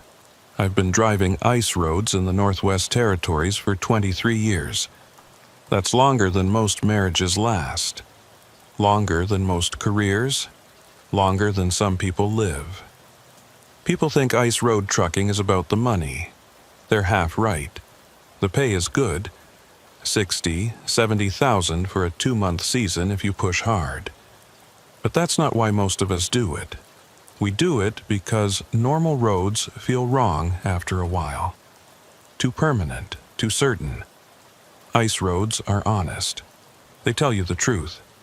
They'll hold you or they won't. They'll get you across or they'll kill you.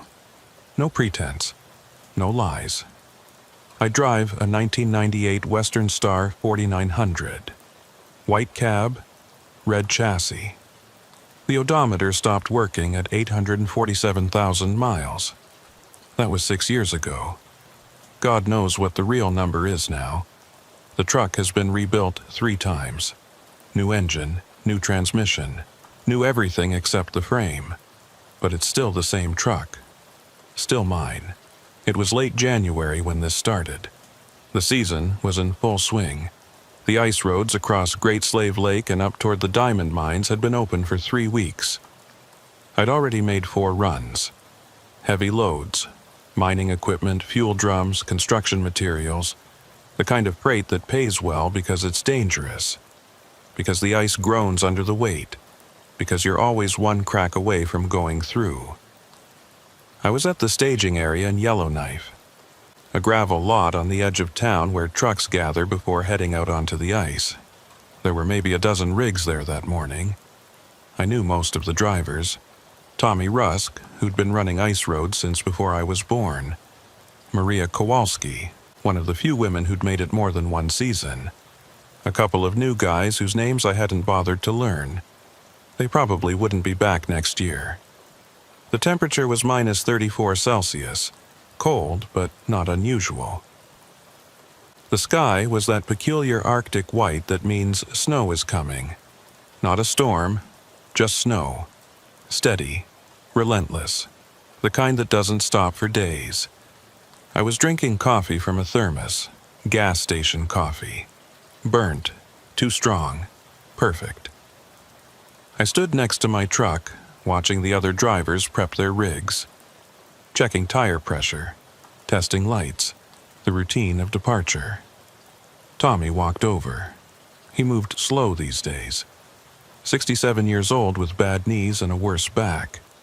But he still drove, still made the runs. Because what else was there? You taking the main route? He asked. That's the plan. Ice is good, 30 inches minimum, but watch the pressure ridges near the narrows. They shifted since yesterday. I nodded. Tommy knew the ice better than anyone. When he gave advice, you listened. You heading out soon? I asked. Another hour. Got a load of diesel drums. Taking it slow. See you on the other side. Yeah. He paused, looked at the sky. Weather's turning. Don't push it if visibility drops. Never do. That was a lie. I always pushed it. We all did. Time was money. Delays cost. The ice roads were only viable for maybe 8 weeks a year. You maximized every day or you lost the season. Tommy walked away. I climbed into my cab and started the engine. It turned over rough. The cold made everything stiff. I let it idle for 10 minutes, letting the oil warm up, letting the transmission fluid circulate. You don't rush things in this temperature. Mechanical failure out on the ice means death. Simple as that. My load was secured. 8,000 pounds of drilling equipment. Not the heaviest I'd carried, but substantial. The weight was good, gave me traction, kept me stable. But it also meant I'd sink faster if the ice failed. I pulled out of the staging area and headed north. The road transitioned from pavement to gravel to ice within 5 miles. The change was marked by a sign: Ice Road. Drive at your own risk.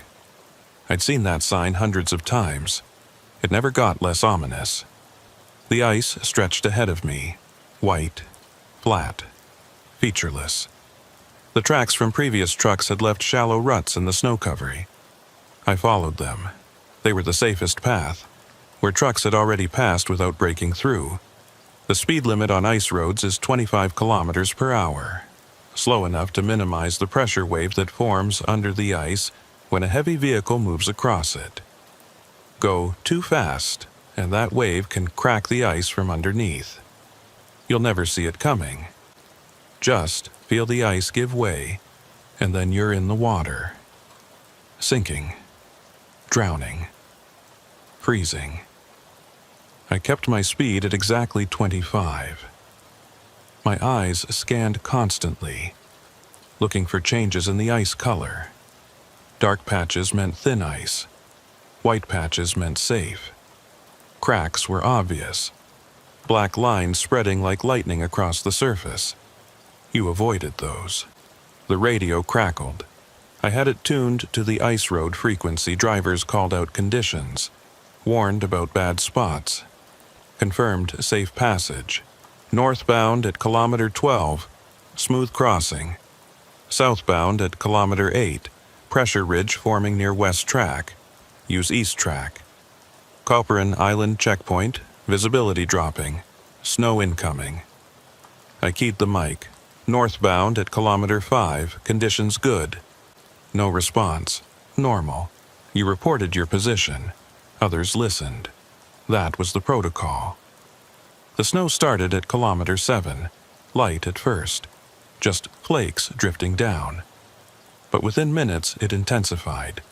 The visibility dropped from a mile to maybe 300 meters. I slowed to 20 kilometers per hour, engaged the differential lock. The truck's handling changed. More stable, less likely to slide. The GPS on my dash showed my position. A blue dot on a white background. The ice road was marked as a dotted line across Great Slave Lake. According to the map, the route was straightforward. 60 kilometers across open ice. Then a transition to land. Then another 40 kilometers of winter road to the mine. Except the GPS was acting strange. The blue dot kept jumping. One moment I was at kilometer 10. The next moment at kilometer 8. Then back to 10. Then 9. The position kept fluctuating. I tapped the screen. Sometimes that helped with GPS glitches. Up here, satellite coverage was spotty. The signal bounced off the ionosphere in weird ways. Delays happened. Inaccuracies were common. The dot settled at kilometer 11. That seemed right. I'd been driving for about 40 minutes. 11 kilometers made sense. The snow was heavier now, a white wall that reduced visibility to maybe 100 meters. I could barely see the tracks ahead of me. I considered turning back, waiting for the snow to pass. But the forecast had said this would last for 6 hours. 6 hours of delay meant missing my delivery window. Missing the window meant waiting another day. Another day meant lost money. I kept driving.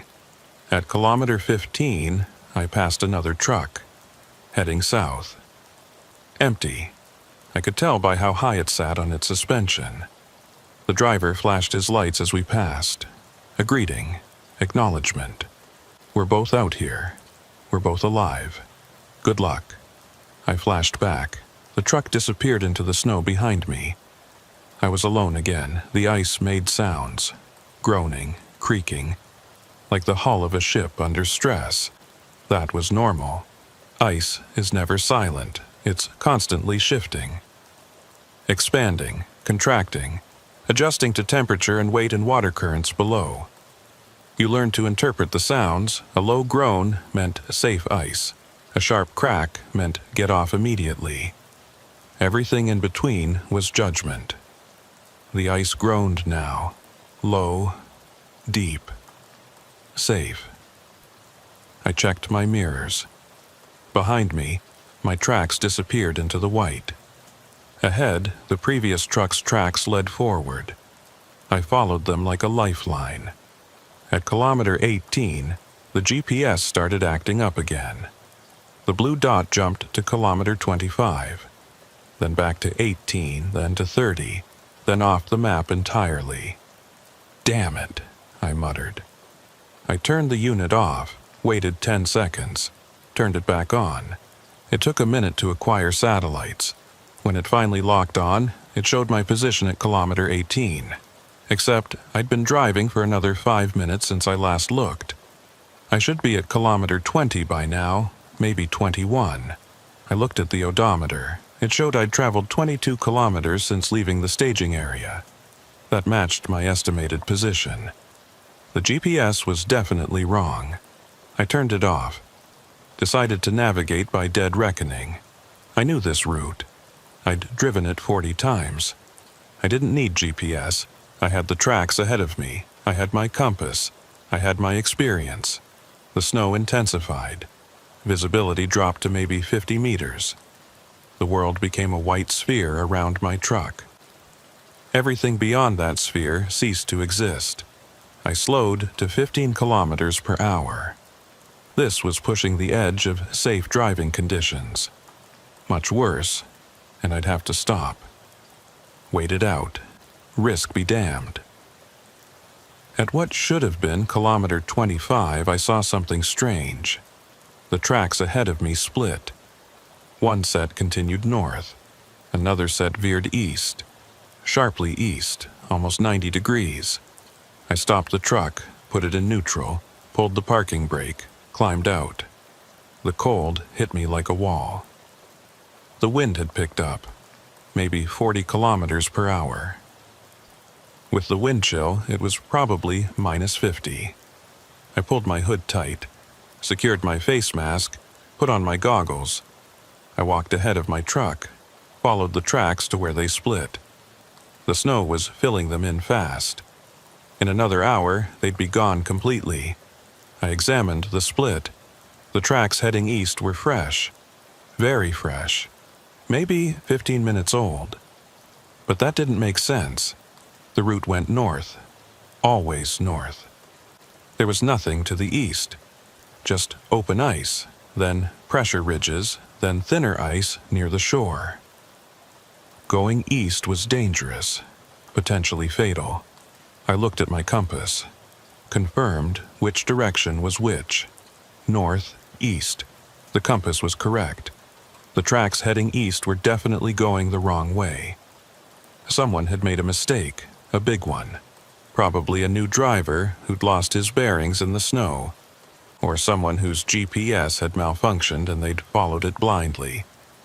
I should report it, key the radio, warn other drivers. Except my radio was back in the truck, and I was already freezing. My fingers were going numb despite the gloves.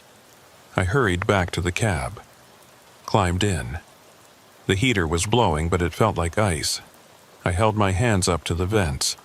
The warmth was painful, like pins and needles, but worse. I grabbed the radio mic, keyed it. "This is Carl Dietrich, northbound at kilometer 25. Be advised, there's a vehicle track heading east from this position. Appears to be a navigational error. If anyone is off route, respond." Static. Then, "Copy that, Carl. This is Tommy. I'm at kilometer 18. Haven't seen any traffic heading east. What's your visibility?" "Maybe 50 meters. The snow is heavy." "Understood. I'll keep an eye out. Be careful up there." "Will do." I set the mic down, looked ahead through the windshield. The tracks heading north were still visible, barely, but they were there. I put the truck in gear, released the parking brake, started moving again. Except something felt wrong, the ice, the sound it was making. The groan was different, higher pitched, more strained. I stopped immediately, listened. The ice groaned again, a rising tone, like stress building, like something about to give. I looked at the ice around my truck. White. solid. No visible cracks. But that didn't mean anything. Cracks could form underneath. Invisible until it was too late. I needed to move. Staying stationary on questionable ice was dangerous. The weight concentrated in one spot. Better to keep moving, distribute the load. I eased the throttle. The truck rolled forward. Slow, gentle. The ice groaned but didn't crack. I followed the tracks north. 1 kilometer, 2, 3. The groaning continued, never stopping, never easing. Just a constant sound of stress. At kilometer 28, the tracks disappeared, not gradually, not fading into the snow. They just stopped. One moment they were there, clear tire marks in the snow. The next moment, nothing. Smooth, undisturbed snow ahead, like the vehicle had lifted off the ice and flown away. I stopped the truck, stared ahead. That wasn't possible. Tracks don't just vanish. I climbed out again, walked ahead. The cold was worse now.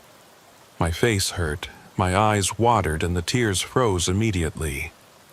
I reached the point where the tracks ended, knelt down, brushed the snow away. The ice underneath was smooth, unbroken. No tracks, no tire marks, nothing. I looked back at my truck. My tracks were clear, leading from my truck to where I stood. But ahead, nothing. I stood up, looked around. The snow was so thick I could barely see 20 meters. Everything was white, undifferentiated, disorienting. I pulled out my compass, checked my direction. North. I was facing north. The tracks had been leading north. They should continue north. But there were no tracks. I walked forward another 10 meters, then 20, then 30. Just smooth snow. No indication that any vehicle had ever passed this way. I stopped. My heart was pounding. This didn't make sense. I'd been following those tracks for 28 kilometers. They were real. They existed. Trucks had made them. Multiple trucks, over multiple days, creating the safe path across the ice. But now they were gone. I turned around, started walking back to my truck. The visibility was so bad that I almost missed it. Walked right past it. Only saw it because the headlights were on. I climbed back into the cab. My hands were shaking. Not from cold, from something else. Fear, maybe, or confusion, or the dawning realization that something was very wrong. I grabbed the radio mic. "This is Carl Dietrich. Anyone on this frequency, please respond." Static. "Tommy? Maria? Anyone?" More static, then a voice, faint, distorted. "Carl, can't... signal breaking." "Tommy, is that you? I can barely hear you." "Where are you?" "GPS shows off route. I'm at kilometer 28, following the main track. But the tracks just disappeared. There's nothing ahead. Doesn't make sense. Tracks don't..." "Repeat your position. Kilometer 28. The tracks ended. I don't know where to go." Static, then silence. The radio went dead. No static, no carrier wave, just silence. I tried the power button. The radio wouldn't turn back on. I checked the connections. Everything was secure. I checked the fuse. Fine. The radio was just dead. "Great," I said aloud. "Perfect." I sat there for a moment, trying to think, trying to make a decision. I could turn back, follow my own track south, return to the staging area, report the situation, let someone else figure it out. Or I could continue north. Navigate by compass, trust my experience. The mine was roughly 40 kilometers ahead. Even without tracks, I could get there. Probably. The professional thing would be to turn back. The safe thing. The smart thing. But I'd never turned back from a run. Not once in 23 years. And I wasn't about to start now. I put the truck in gear, oriented north by compass, and drove forward into the blank white nothing ahead. The ice groaned under my wheels. The ice groaned under my wheels. Not the normal groan. This was different. Sharper, more immediate. Like the ice was protesting. Like it didn't want me here. I kept my speed at 10 kilometers per hour. Slower than I'd ever driven on ice. But without tracks to follow, I had no idea what was ahead. No warning about thin spots. No indication of safe passage. I was driving blind. The compass on my dash showed north. I kept the needle centered. That was my only reference point. North meant the mine. North meant delivery. North meant finishing this run. The snow showed no sign of letting up. If anything, it was getting worse. The windshield wipers struggled to keep up. Ice was forming on the blades. Every few minutes I had to stop and clear them by hand. The process took maybe 30 seconds each time. 30 seconds of standing in minus 50-degree cold, chipping ice off rubber, my fingers screaming in protest. I'd been driving for 2 hours since the tracks disappeared. According to my dead reckoning, I should be at kilometer 45. Maybe 50, somewhere in that range.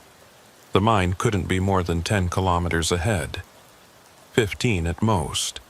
But I saw nothing. No lights, no structures, no indication that human civilization existed anywhere in the world. Just white, just snow, just ice.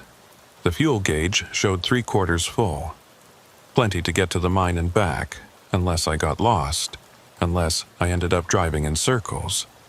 Then the fuel would run out and I'd be stranded. And at this temperature in this storm, stranded meant dead. I checked the heater, still blowing, still warm. The engine temperature was good, oil pressure normal, everything mechanical was functioning. That was something. At what I estimated was kilometer 52, I saw tracks again. They appeared suddenly. One moment there was blank snow. The next moment, tire tracks, clear, recent, leading north. I stopped the truck, stared at them. Relief washed over me. I'd found the route again. Somehow, despite the snow and the lack of GPS and the disappearing tracks, I'd found it. I followed the tracks. They were fresh. The snow had barely started filling them in. Someone had passed through here recently, within the last hour. The tracks were strange, though. They wandered, curved left, then right, then left again. Not following a straight line, not following the optimal route. Just meandering across the ice like a drunk driver. But they were tracks. And tracks meant another truck. And another truck meant I wasn't alone out here. I followed them for 3 kilometers. The wandering continued. At one point, the tracks made a complete circle, just looped around and crossed themselves, then continued north. I stopped at the intersection, looked at the overlapping tracks. Someone had driven in a circle, for no apparent reason. That wasn't normal driving. That was someone who was lost, or confused, or panicking. I should have turned back then, should have recognized the warning signs. But I didn't. I kept following the tracks. At kilometer 55, give or take, the tracks split again. One set continued north, another set went east, just like before. And just like before, the eastern tracks made no sense. There was nothing to the east. Nothing but danger. I stopped at the split. Climbed out. The wind had dropped slightly, but the cold was still brutal. I walked to where the tracks diverged. The snow was deep here, almost knee-deep. I had to wade through it. The tracks heading east were deeper than the ones heading north. Heavier vehicle, or maybe just more recent, before the snow filled them in as much. I followed the eastern tracks for maybe 20 meters. They led to a pressure ridge, a wall of ice pushed up by shifting plates, maybe 3 meters high, jagged, impossible to cross. The tracks stopped at the base of the ridge, just ended. No indication that the vehicle had turned around. No tracks leading back. Just nothing. I stared at the terminus. Where did they go? Did they go over the ridge somehow? That would require backing up and ramming it. Possible, but insane. The impact would damage the truck. Probably crack the ice. Definitely not worth it. I walked closer to the ridge, put my hand on the ice. It was solid, dense, cold enough to burn through my glove. Something caught my eye. A mark on the ice. I leaned closer. It was a scratch. A long, deep scratch running horizontally across the pressure ridge, like something metal had scraped along it. I followed the scratch. It extended for maybe 5 meters, then stopped. No explanation, no source, just a scratch. I looked down. There were footprints in the snow near the ridge. Boot prints, fresh. Someone had been here. Recently. The prints led away from the ridge, back toward where my truck was waiting. But they didn't go all the way back. They stopped after maybe 10 meters. Just like the tire tracks. Just ending in undisturbed snow. My breath was coming faster now, visible as white clouds in the cold air. This wasn't right. None of this was right. I turned and hurried back to my truck. The wind had picked up again. The snow was so thick I almost couldn't see the headlights. I had to follow my own footprints to find it. I climbed into the cab, slammed the door, sat there breathing hard. My heart was pounding. My hands were shaking. "Get it together, Carl," I said aloud. "It's just tracks, just snow, just ice." But it wasn't. It was something else, something wrong. I looked at the tracks leading north, the ones that didn't go to the pressure ridge. Those were the correct tracks, the safe tracks, the ones I needed to follow. I put the truck in gear and continued north. The tracks led me for another 5 kilometers. Straight. No more wandering, no more circles. Just north. Consistent. Correct. Then they ended again. This time I didn't stop, didn't get out, didn't investigate. I just kept driving. North. Always north. Trusting the compass. Trusting my experience. Trusting that eventually I'd see the lights of the mine. But I didn't. The kilometers clicked by. 60. 65, 70. According to my estimates, I should have reached the mine by now. Should have seen something, anything. But there was nothing. Just white. Just snow. Just the endless groan of ice under my wheels. At kilometer 75, or what I thought was kilometer 75, the landscape changed.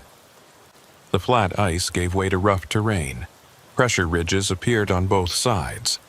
The path between them narrowed. I had to slow to 5 kilometers per hour. Navigate carefully, avoid scraping the trailer on the ice walls. This area looked familiar. I'd driven through pressure ridge fields before. They formed near the edges of the lake, where the ice met land, where geological stress was highest. That meant I was close to shore, close to the transition to land. Maybe 5 kilometers from the mine. Relief flooded through me. I'd made it. Despite everything, the disappeared tracks, the wandering routes, the malfunctioning GPS, I'd made it. I navigated through the pressure ridges. The path twisted and turned, sometimes so narrow I had to fold in my mirrors to fit. But I kept moving, kept making progress. And then I saw it. A truck ahead of me, stationary, parked in the middle of the path between pressure ridges. I slowed to a stop, maybe 30 meters away. The truck's lights were off, no exhaust from the stack, no sign of life. I sat there for a moment, considering. Another truck meant another driver, maybe someone who'd broken down, someone who needed help. But something felt wrong. The way it was parked, centered perfectly in the path, blocking the way forward, like it was waiting. I turned on my high beams. They illuminated the truck clearly, a Western Star, older model, white cab, red chassis. Just like mine, the same truck, the exact same truck. I stared at it. That wasn't possible. There were plenty of Western Stars in the territories. Plenty of them configured the same way. It was just coincidence. Except I could see the license plate, even through the snow. Even at this distance, it was my license plate, my number. "No," I said. "No, that's not possible."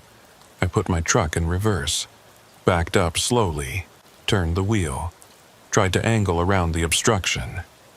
The path was too narrow. I couldn't get past. The pressure ridges blocked me in. I stopped, put the truck in park, climbed out. The cold was absolute now.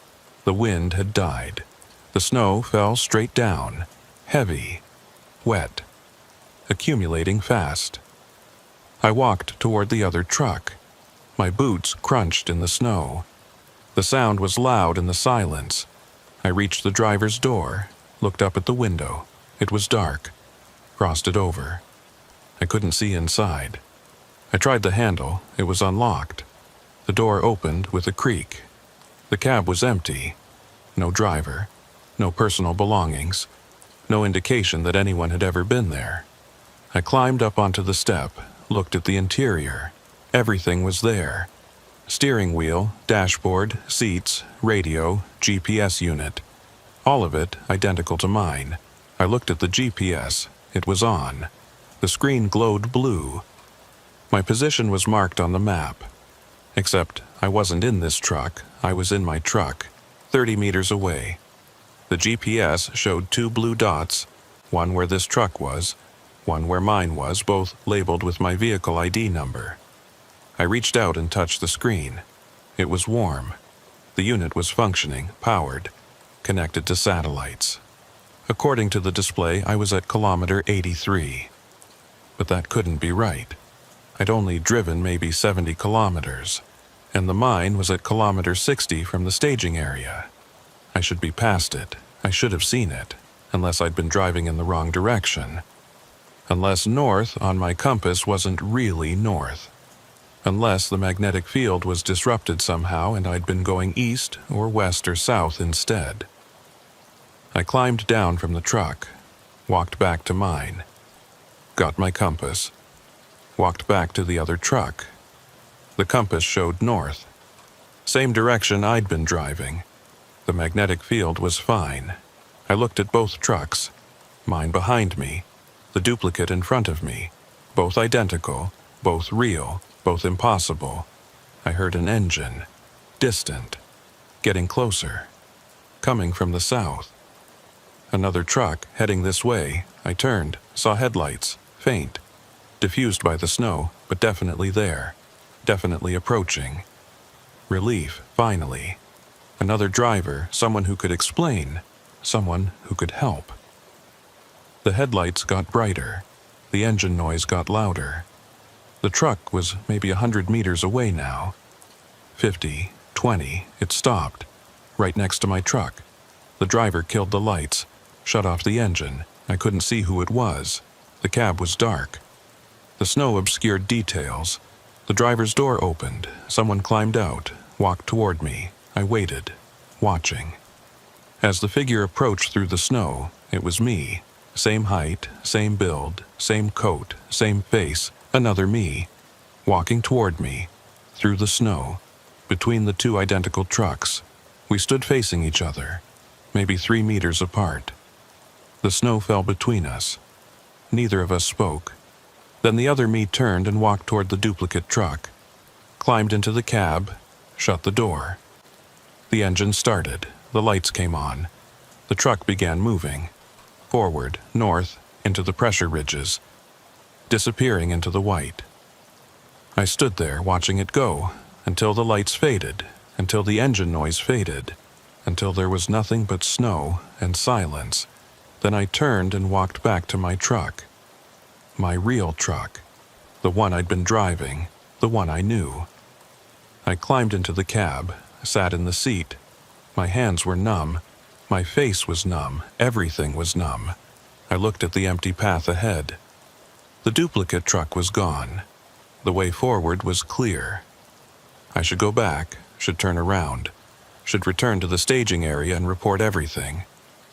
The disappeared tracks, the wandering routes, the duplicate truck, the other me. But I couldn't. The path behind me had filled with snow. My tracks were gone. I couldn't see where I'd come from. Couldn't navigate back even if I wanted to. The only direction was forward, north, always north. I put the truck in gear and drove into the pressure ridges. The ice groaned under my wheels. Louder now, more insistent. Like it was trying to tell me something. Like it was warning me. But I didn't stop. Couldn't stop. There was nowhere else to go. The pressure ridges closed in around me. The path narrowed. The ice walls rose higher, 3 meters, 5, 7, blocking out what little light remained. I turned on every light the truck had. High beams, fog lights, running lights, all of it, creating a bubble of illumination in the darkness. The path twisted, turned. I followed it, had no choice. The walls were too high to see over, too solid to break through. I was committed now, locked into this route, for better or worse. At kilometer 90, if the duplicate truck's GPS was accurate, the path opened up. The pressure ridges fell away. I emerged into open space. But it wasn't ice. It wasn't lake. It wasn't land. It was nothing, just white, featureless. No texture, no depth, no reference points, like driving through fog except the fog was solid, like the snow had become reality and reality had become snow. I stopped the truck, looked around, saw nothing, just white, in every direction, no horizon, no sky, no ground. Just white. I climbed out. My feet hit something solid. Ice, probably. Or snow. Or whatever this place was made of. I walked forward, 5 steps, 10, 20. Nothing changed. Just white. Everywhere. Endless. I turned around. My truck was right there. Right where I'd left it. I'd walked maybe 50 meters, but it looked like I'd never moved at all. I walked back. Climbed in. Sat down. The compass on the dash was spinning. Slowly. Continuously. Not pointing north, not pointing anywhere. Just spinning. The GPS was dead. Screen black. No power. The radio was dead. No static. No signal. Nothing. I was alone, completely alone, in a white void that had no direction, no time, no rules. I should have been terrified, should have been panicking, but I wasn't. I just felt empty, hollow, like I'd crossed some threshold and left all my emotions behind. I put the truck in gear, picked a direction at random, and drove. The white never changed, never varied. I could have been driving for minutes or hours or days. No way to tell. Then I saw tracks again. Tire tracks. In the white. Leading forward. I followed them. They were clear, recent, deep. They led me for what felt like a long time. Then they ended. Just like before, just stopping in the middle of nothing. But this time there was something at the end. A truck, parked, lights off, engine off. I stopped, got out, walked up to it. A Western Star, white cab, red chassis. My truck, again. I looked back. My truck was behind me, the one I'd been driving. I looked forward. Another truck, also mine. I was standing between 2 identical trucks. Both mine. Both real. Both impossible. I heard an engine. Behind me, getting closer. I turned. Saw headlights. Another truck, coming from the direction I'd come from. It stopped, right next to the first truck, my truck, the one I'd been driving. The driver got out, walked toward me. It was me. Again. We stood facing each other. The second me looked confused, lost, exactly how I felt. Then I heard another engine, from a different direction, another set of headlights, another truck.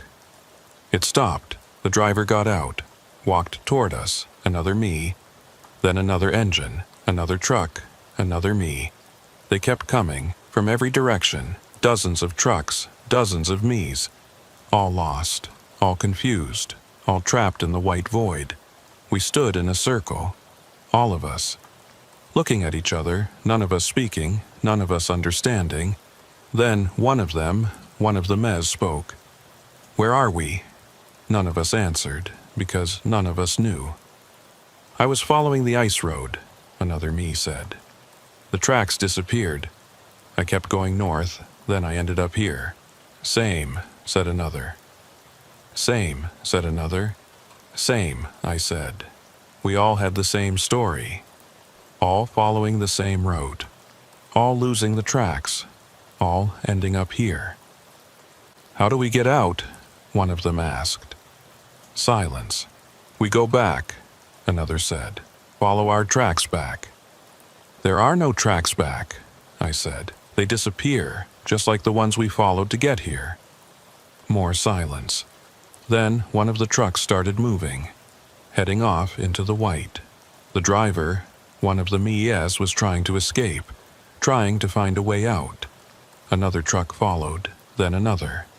Soon they were all moving, all heading in different directions, all searching.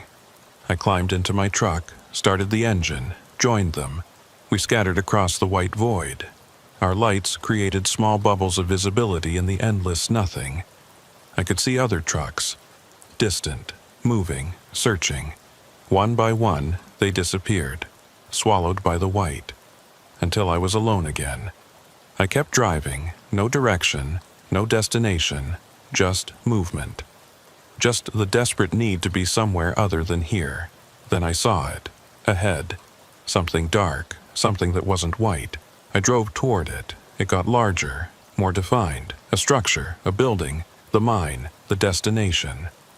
Finally, I stopped in front of it, climbed out, walked to the entrance. The door was open. I went inside. It was empty. No people, no equipment, no sign of life. Just a hollow shell, a facade. I walked through the building, room after room, all empty, all abandoned, all meaningless. In the last room, I found something, a map, pinned to the wall. The ice road, marked clearly, with locations, distances, routes, mile marker 28, where the tracks disappeared. It was marked with a red X. Next to the X, someone had written, "End of road." Below that, "Beyond this point, direction has no meaning." Below that, "You are in the fold now." Below that, "There is no leaving." I stared at the map, at the words, at the implications. Then I heard footsteps, behind me, in the hallway. I turned, nothing, empty hallway, empty building. The footsteps continued, getting closer. Multiple sets, all around me. I walked back to the entrance, back to my truck. The white void was gone. I was on ice again, clear, solid ice. The pressure ridges surrounded me.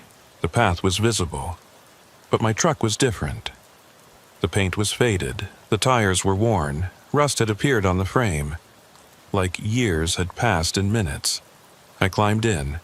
The interior was aged, seats cracked, dashboard brittle, everything degraded. I looked in the mirror. My face was the same, not aged, not changed, just the same. But everything around me had deteriorated. Like time was selective. Like it affected objects but not people. I started the engine. It coughed, sputtered, barely caught. But it ran. I put the truck in gear and drove, north, still north. Because what else was there? The path led me back through the pressure ridges, back onto open ice, back toward familiar terrain. But it wasn't familiar. The landscape was different. The ice was rougher. The pressure ridges were taller. Like geography had shifted. Like the world had changed. I drove for what felt like hours, maybe days. Time had no meaning anymore. Just the endless white. Just the constant movement. Then I saw them. In the distance. Lights. The staging area. Yellowknife. Civilization. I drove toward them, faster now, desperate. The lights got closer. I could see buildings, trucks, people. I reached the edge of the ice, the transition to land. I drove up onto the shore, but something was wrong. The buildings were different, newer, the trucks were different, models I didn't recognize. I stopped, got out, walked toward the nearest building. A man was standing there, younger than me, maybe 30. He looked at me with confusion. "Can I help you?" he asked. "Where am I?" "Yellowknife, staging area." "You just come off the ice?" "Yes. What year is it?" He looked at me strangely. 2047, why? That couldn't be right. I'd left in 2024. I'd been driving for maybe a day, 2 at most. "What's the date?" I asked. "January 18th. You okay, man? You look lost." "I'm fine, just disoriented." I walked back to my truck, climbed in, looked at my hands. Still the same. No older, no changed. I looked in the mirror. Same face, same age. I'd been gone 23 years, but I hadn't aged a day. I put the truck in gear, drove into the staging area, parked next to the other trucks. Tommy's truck wasn't there. Maria's wasn't there. All the drivers I knew were gone, replaced by strangers in strange trucks on a strange version of the ice road. I climbed out, walked to the office. A woman sat behind the desk, young, efficient. "Can I help you?" she asked. "I need to report something. About the ice road. About kilometer 28. She looked at her computer. "The ice road was decommissioned in 2031. Hasn't been operational for 16 years. "What?" "The mine closed. No more freight, no more trucks. The ice road is gone." "But I just came from it. I just drove it." She looked at me with concern. "Sir, are you sure you're okay? There's no ice road anymore. Hasn't been for years." I walked out, back to my truck, sat in the driver's seat. The ice road was gone, had been gone for years, but I'd just driven it, just crossed it, just lost 23 years on it. I looked at the GPS. It was working now. Showed my position clearly. Yellowknife, staging area. I looked at the route. The ice road wasn't on the map, wasn't marked, wasn't there. Like it had never existed. But the truck was real, the wear was real, the rust was real. 23 years of aging in what felt like 2 days. I started the engine, pulled out of the staging area, drove south, away from the ice, away from the north, away from the road that didn't exist anymore. But as I drove, I kept checking the mirror, kept looking back. And in the distance, through the snow, I could see them. Lights, headlights, trucks on the ice, moving, driving, still running the road, still trapped in the fold. I drove south for 3 days. The truck protested. The engine missed on 2 cylinders, the transmission slipped. The brakes barely held. 23 years of wear compressed into a single run had destroyed it mechanically. But it still moved, still carried me, still did what it was designed to do.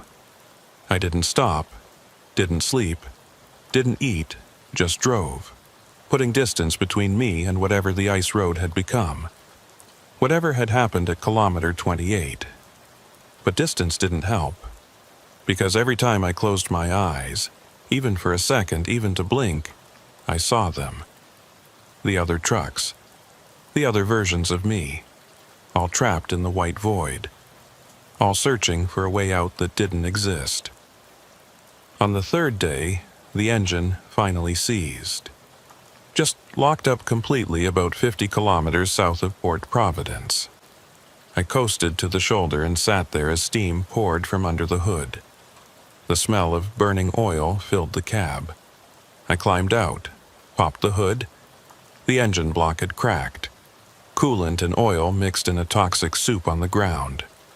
The truck was done, dead. After 23 subjective years of service compressed into 2 objective days, it had given all it had. I sat on the bumper, looked at the highway. Real pavement, real road, solid, permanent. The opposite of ice. A truck passed, then another. Normal freight runs, normal drivers, living normal lives, going to normal destinations. I wondered if they knew. If they'd ever heard stories about the ice road, about kilometer 28, about the fold. Probably not. Probably written off as legend, as driver superstition, as the delusional ramblings of men who'd spent too much time alone in the cold. A tow truck arrived maybe an hour later. I must have looked pathetic, sitting there next to my dead Western Star. The driver, a young guy, maybe 25, climbed out and whistled low when he saw the engine. "What happened to this thing?" he asked. "Long story. You been running it hard?" "Something like that." He hooked up the truck and towed me to Fort Providence. There was a mechanic shop there, a small place. The owner took one look at my truck and shook his head. "This is scrap," he said. "Frame is rusted through, engine's done, transmission's gone. I've seen trucks at the wrecking yard in better shape. Can you fix it?" "Fix it? No. I can maybe get you a few thousand for parts, but that's it." I nodded. I'd expected as much. "Do it. Sell it for parts." He gave me a ride to the nearest town with a bus station. I bought a ticket to Edmonton, then another to Vancouver, then another to Seattle. Just kept moving. Putting distance, putting time, trying to outrun what had happened. But you can't outrun yourself. Can't outrun your own memories. They travel with you. Inside you. Permanent and inescapable. I ended up in a motel in Bellingham, Washington. Small room, single bed, TV that only got 3 channels. I sat on the bed and stared at the wall for 3 days. Didn't eat, didn't sleep, just sat. On the 4th day, I went to the library, used their computer, searched for information about the ice road. There were articles, lots of them. Historical pieces about the heyday of winter roads in the north, about the diamond mines, about the trucks that kept them supplied. And there were the incident reports, drivers who'd disappeared, last known position, somewhere on the ice. Never found. Bodies never recovered. Just gone. Tommy Rusk. Disappeared February 3rd, 2024. Last radio contact at kilometer 28. Maria Kowalski. Disappeared February 7th, 2024. Last GPS position at kilometer 30. 15 more names. All disappeared in February 2024. All last known positions between kilometer 28 and 35. The authorities had investigated. Found nothing. No tracks. No evidence. No sign of what happened. The ice was solid. The weather was manageable.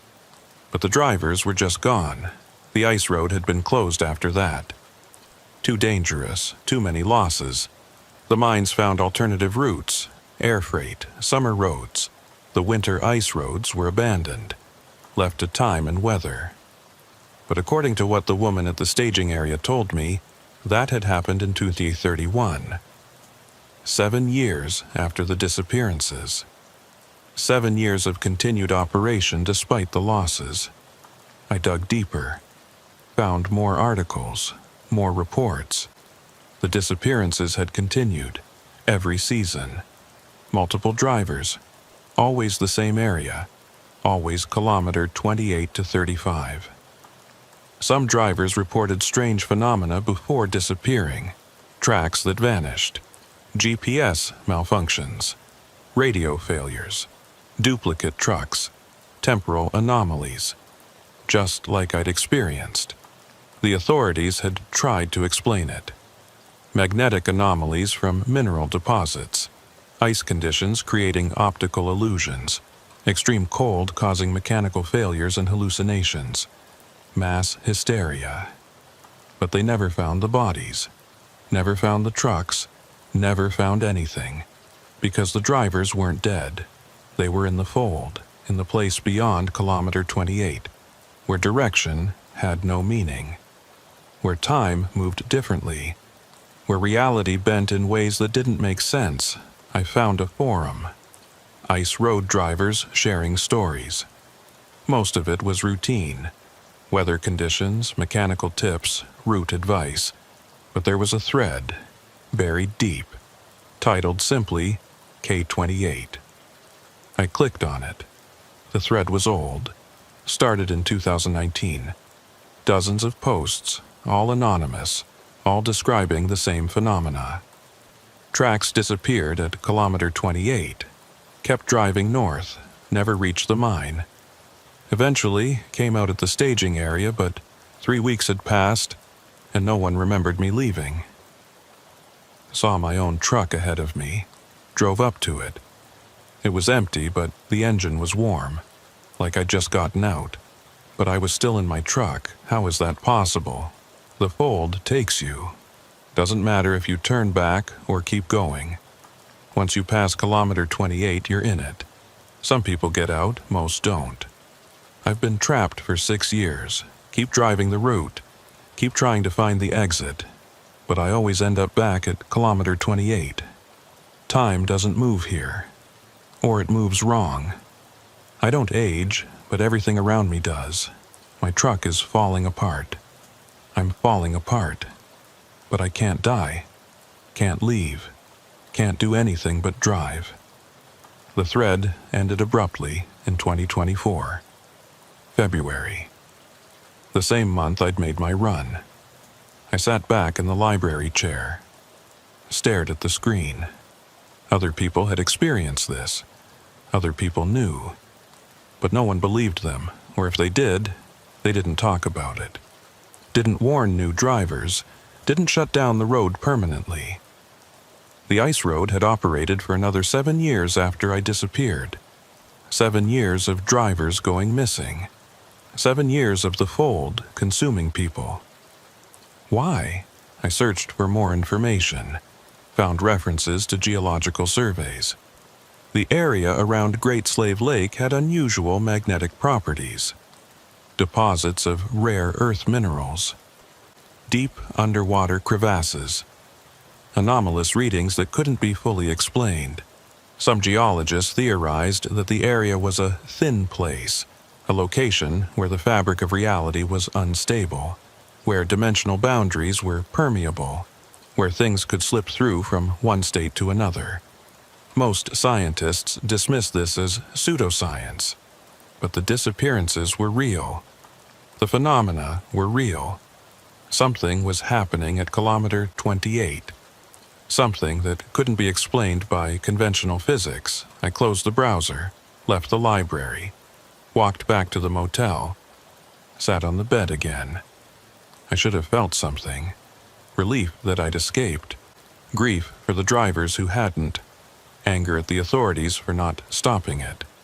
But I felt nothing. Just empty. Hollowed out. That night, I dreamed. The first dream I'd had since escaping the fold. I was back on the ice, driving north, following the tracks. They led me to kilometer 28, where they disappeared. I kept driving, into the white void, into the endless nothing. But this time I wasn't alone. All the other trucks were there. all the other versions of me. We drove in formation, a convoy of identical western stars, all heading nowhere. Then we reached the building, the empty mine. We all stopped, all climbed out, all walked inside. The map was still on the wall, but it had changed. Kilometer 28 wasn't marked anymore. Now there were dozens of marks, hundreds. Every point where the fold had reached out, where reality had cracked, where drivers had slipped through, the marks formed a pattern, a spiral, starting at kilometer 28, expanding outward, covering the entire lake, extending beyond, reaching toward land, toward cities, toward the staging area. The fold was growing, consuming more space, more time, more reality. Eventually, it would consume everything, everyone. The entire world would become the white void, the endless nothing, the place where direction had no meaning and time moved wrong. I woke up, gasping, sweating despite the cold room. The clock showed 3:47 a.m. I got up, dressed, walked outside. The street was empty, dark, silent. I walked to the nearest bus stop, sat on the bench, waited for morning. When the sun came up, I bought a bus ticket, back north, back to Yellowknife, back to the ice road. Because I had to know, had to see, had to confirm whether the dream was just a dream or something more. The bus ride took 4 days. Yellowknife looked different than I remembered, more developed, more permanent. The staging area was gone, replaced by a construction site. They were building something, an office complex looked like. I walked to where the ice road used to start. There was a fence now, a sign, unsafe ice, no trespassing. Violators will be prosecuted. But I could see beyond the fence, see the lake, see the ice. It was early February. The ice should be solid, thick, safe. But it wasn't. Even from shore I could see it. Cracks, everywhere. Spider webbing across the surface. The ice was fracturing, breaking down, becoming unstable. In the center of the lake, maybe 2 kilometers from shore, there was darkness. Not shadow, not water. Something else. A void, growing, spreading, consuming the ice around it. The fold it had breached, escaped from whatever containment had held it before. Now it was expanding, visible, real. I watched as a section of ice near the void simply vanished, didn't break, didn't sink, just ceased to exist. One moment there, the next moment gone, replaced by white nothing. A man approached, security guard for the construction site, middle-aged, tired eyes. "You need to leave," he said. "This area is off limits." "What is that?" I pointed at the void. He looked, didn't seem surprised, like he saw it every day. "Don't know. Showed up about 6 months ago. Keep getting bigger. Scientists are studying it. Say it's some kind of atmospheric phenomenon. But between you and me, I think it's something worse." "How much bigger is it getting?" "Started as maybe 10 meters across. Now it's 2 kilometers, growing about 3 meters a day. At this rate, it'll reach shore in another month. What happens then?" He shrugged, above my pay grade. "But I've been told to evacuate with my family when it gets within 100 meters of land. So that should tell you something."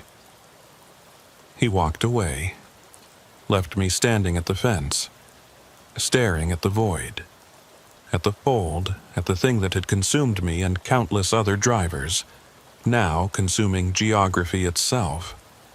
I thought about warning people, calling news stations, making noise, but who would believe me? A truck driver with a crazy story about disappearing into a white void and emerging 23 years later? They'd think I was insane, drunk, attention-seeking. Besides, the authorities knew.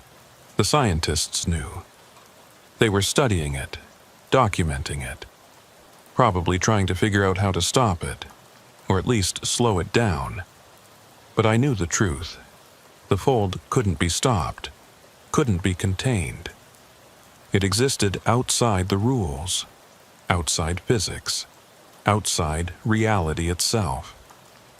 It would keep growing until there was nothing left, until everything was white void, until direction lost meaning everywhere, not just on the ice road. I walked back to the bus station, bought a ticket south, left Yellowknife, left the fold, left the ice road behind. But I knew it didn't matter. The fold would spread, would reach the cities eventually, would consume everything. And when it did, everyone would understand. Everyone would experience what I experienced. The endless white, the lost time, the trapped existence. We'd all be drivers on the ice road then, all lost past kilometer 28, all searching for an exit that didn't exist. On the bus ride south, I looked at my hands. Still the same. 51 years old, looked 51. But inside I was 74, or would be if you counted the 23 years in the fold. Time had split for me, objective time and subjective time, outside time and inside time, and they'd never line up again. I thought about the other drivers, the ones still trapped, still driving their routes, still searching for the mind that didn't exist, still aging their trucks while remaining ageless themselves. Were they aware? Did they know they were trapped? Or had they forgotten? Had the fold erased their memories? Made them think the driving was normal? That the white void was just weather? That they'd reach their destination eventually? Maybe that was the mercy of it. Forgetting, not knowing, just driving forever. In the eternal present where past and future had no meaning. But I remembered, and that was the curse. The bus stopped in Fort Nelson. I got off, walked to a diner, ordered coffee, sat in a booth by the window. A truck driver sat in the next booth. Old guy, maybe 65. We made eye contact. He nodded. I nodded back. The solidarity of drivers, the unspoken understanding. "Where you headed?" he asked. "South. You?" "North. Got a run to Yellowknife, last one of the season."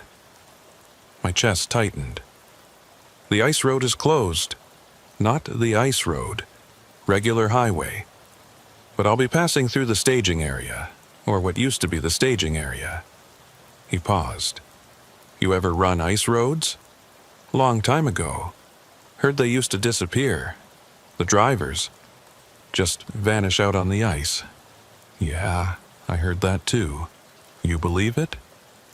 I looked at him, at his weathered face, at the confidence in his eyes, the certainty that he understood how the world worked, that roads went places, that destinations existed, that reality followed rules. "Yeah," I said, "I believe it." He nodded slowly. "Strange world. Strange things happen. Especially in the north. Especially in winter. You should be careful. Yellowknife isn't safe anymore." "What do you mean?" "The fold is spreading, growing. It'll reach land soon, maybe sooner than anyone expects." He looked at me with concern. "You okay, buddy? You look like you've been through something." "I have, and I'm telling you, don't go to Yellowknife. Don't go anywhere near Great Slave Lake. Just turn around. Go home." He stood up, put money on the table. "Thanks for the advice, but I've got a job to do. Freight doesn't move itself." He walked out. I watched through the window as he climbed into his truck, a Kenworth, newer model. He pulled out of the parking lot and headed north. I should have stopped him, should have explained better, should have made him understand. But I didn't, because I knew he wouldn't listen. Drivers never do. We have jobs to complete, destinations to reach. The road calls and we answer, even when the road leads nowhere, even when the destination doesn't exist, even when answering means disappearing into a white void that grows larger every day. I finished my coffee, paid, walked out of the diner, started walking south. No destination, no plan, just movement, just the need to be somewhere other than here. Behind me, to the north, I could feel it. The fold, growing, spreading, reaching, patient, inevitable. It would catch me eventually, catch everyone, turn the whole world into kilometer 28, into the place beyond, into the white void where direction has no meaning. But until then, I'd keep walking, keep moving, keep trying to stay ahead of it. Because that's what drivers do. We keep moving, even when there's nowhere to go, even when the road has ended, even when we know it's futile, we just keep moving. 3 months later, the fold reached Yellowknife. I saw it on the news in a motel in Montana. The footage showed the void consuming buildings, streets, cars, people, not destroying them, not killing them, just erasing them, making them disappear into white nothing. Evacuations had been ordered. Most people got out, but not everyone. Some refused to leave, some couldn't leave. Some didn't believe it was real until it was too late. The news reporters called it a spatial anomaly. Scientists called it a dimensional intrusion. The government called it an ongoing crisis situation. But they were all dancing around the truth. None of them wanted to say what it really was. A hole in reality, growing, consuming, spreading the fold. I watched as the news helicopter footage showed the edge of the void. It looked like fog but denser, more solid. Trucks and buildings half swallowed by it. People running. The whiteness advancing slowly but steadily. Maybe 5 meters per hour now. At that rate, it would consume the entire territory within a year. Maybe less. I turned off the TV, lay on the motel bed, stared at the ceiling, thought about going back, walking into the fold, rejoining the other drivers, the other versions of me, all trapped, all driving, all lost. But I didn't. I stayed in Montana. Got a job at a truck stop, pumping diesel, selling coffee, making small talk with drivers passing through. Normal life. Normal work. Normal reality. While 600 miles north, reality was ending. The fold grew faster after Yellowknife. Some barrier had broken, some containment had failed. Within 6 months, it had consumed Fort Resolution, Fort Providence, Hay River, all the small communities around Great Slave Lake, all gone, all replaced by white void. The Canadian government tried to stop it. They built barriers, evacuated regions, established exclusion zones, but nothing worked. The fold didn't respond to physical barriers, didn't respect boundaries, just kept growing. They sent in research teams, scientists, military. None returned, just walked into the white and disappeared. Their equipment stopped transmitting. Their vital signs flatlined, or rather stopped registering at all, like they'd ceased to exist. The government stopped sending people in after that, just monitored from a distance, watched the void grow, documented the end of the world in real time. Other voids appeared, in Siberia, in Antarctica, in northern Alaska, all growing, all expanding, all the same white nothing. The fold wasn't limited to Great Slave Lake. It had manifested in multiple locations, all in extreme northern latitudes, all in places where ice roads had once operated. The scientists finally started to understand. The ice roads had done something, created something. The combination of weight and movement and cold had weakened reality, created fissures, tears in the fabric of space-time, and the fold had leaked through. A year after Yellowknife, the fold reached Edmonton. 3 million people evacuated south. Most made it. Some didn't. The highways jammed, people panicked, accidents happened. The fold consumed the stragglers. I watched it on TV, the same footage repeated endlessly.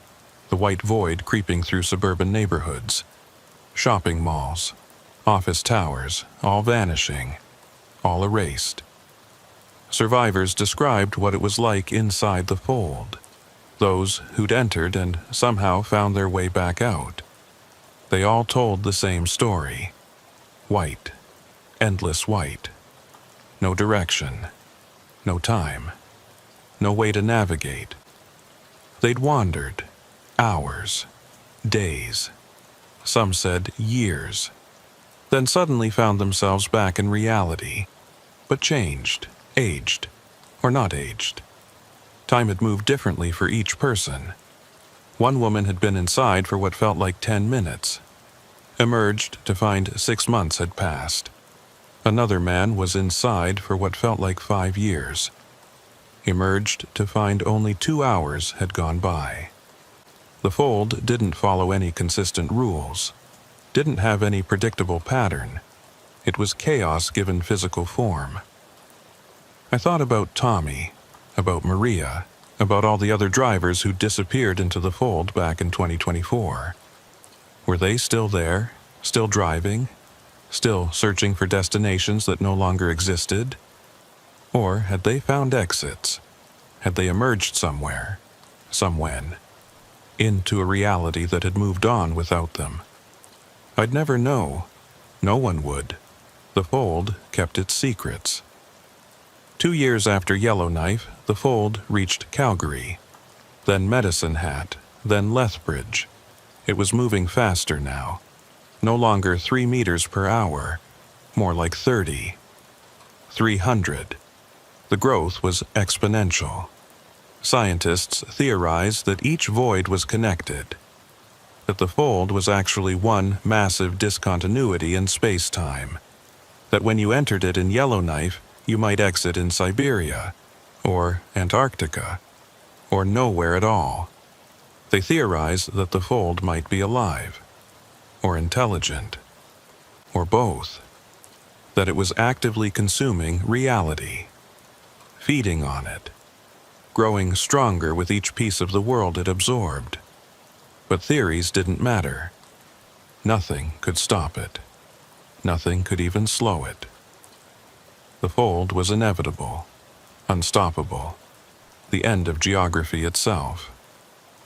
I quit my job at the truck stop, started driving south, bought an old pickup truck, not a semi, just a regular truck, and headed toward Mexico, trying to stay ahead of the void, trying to buy time.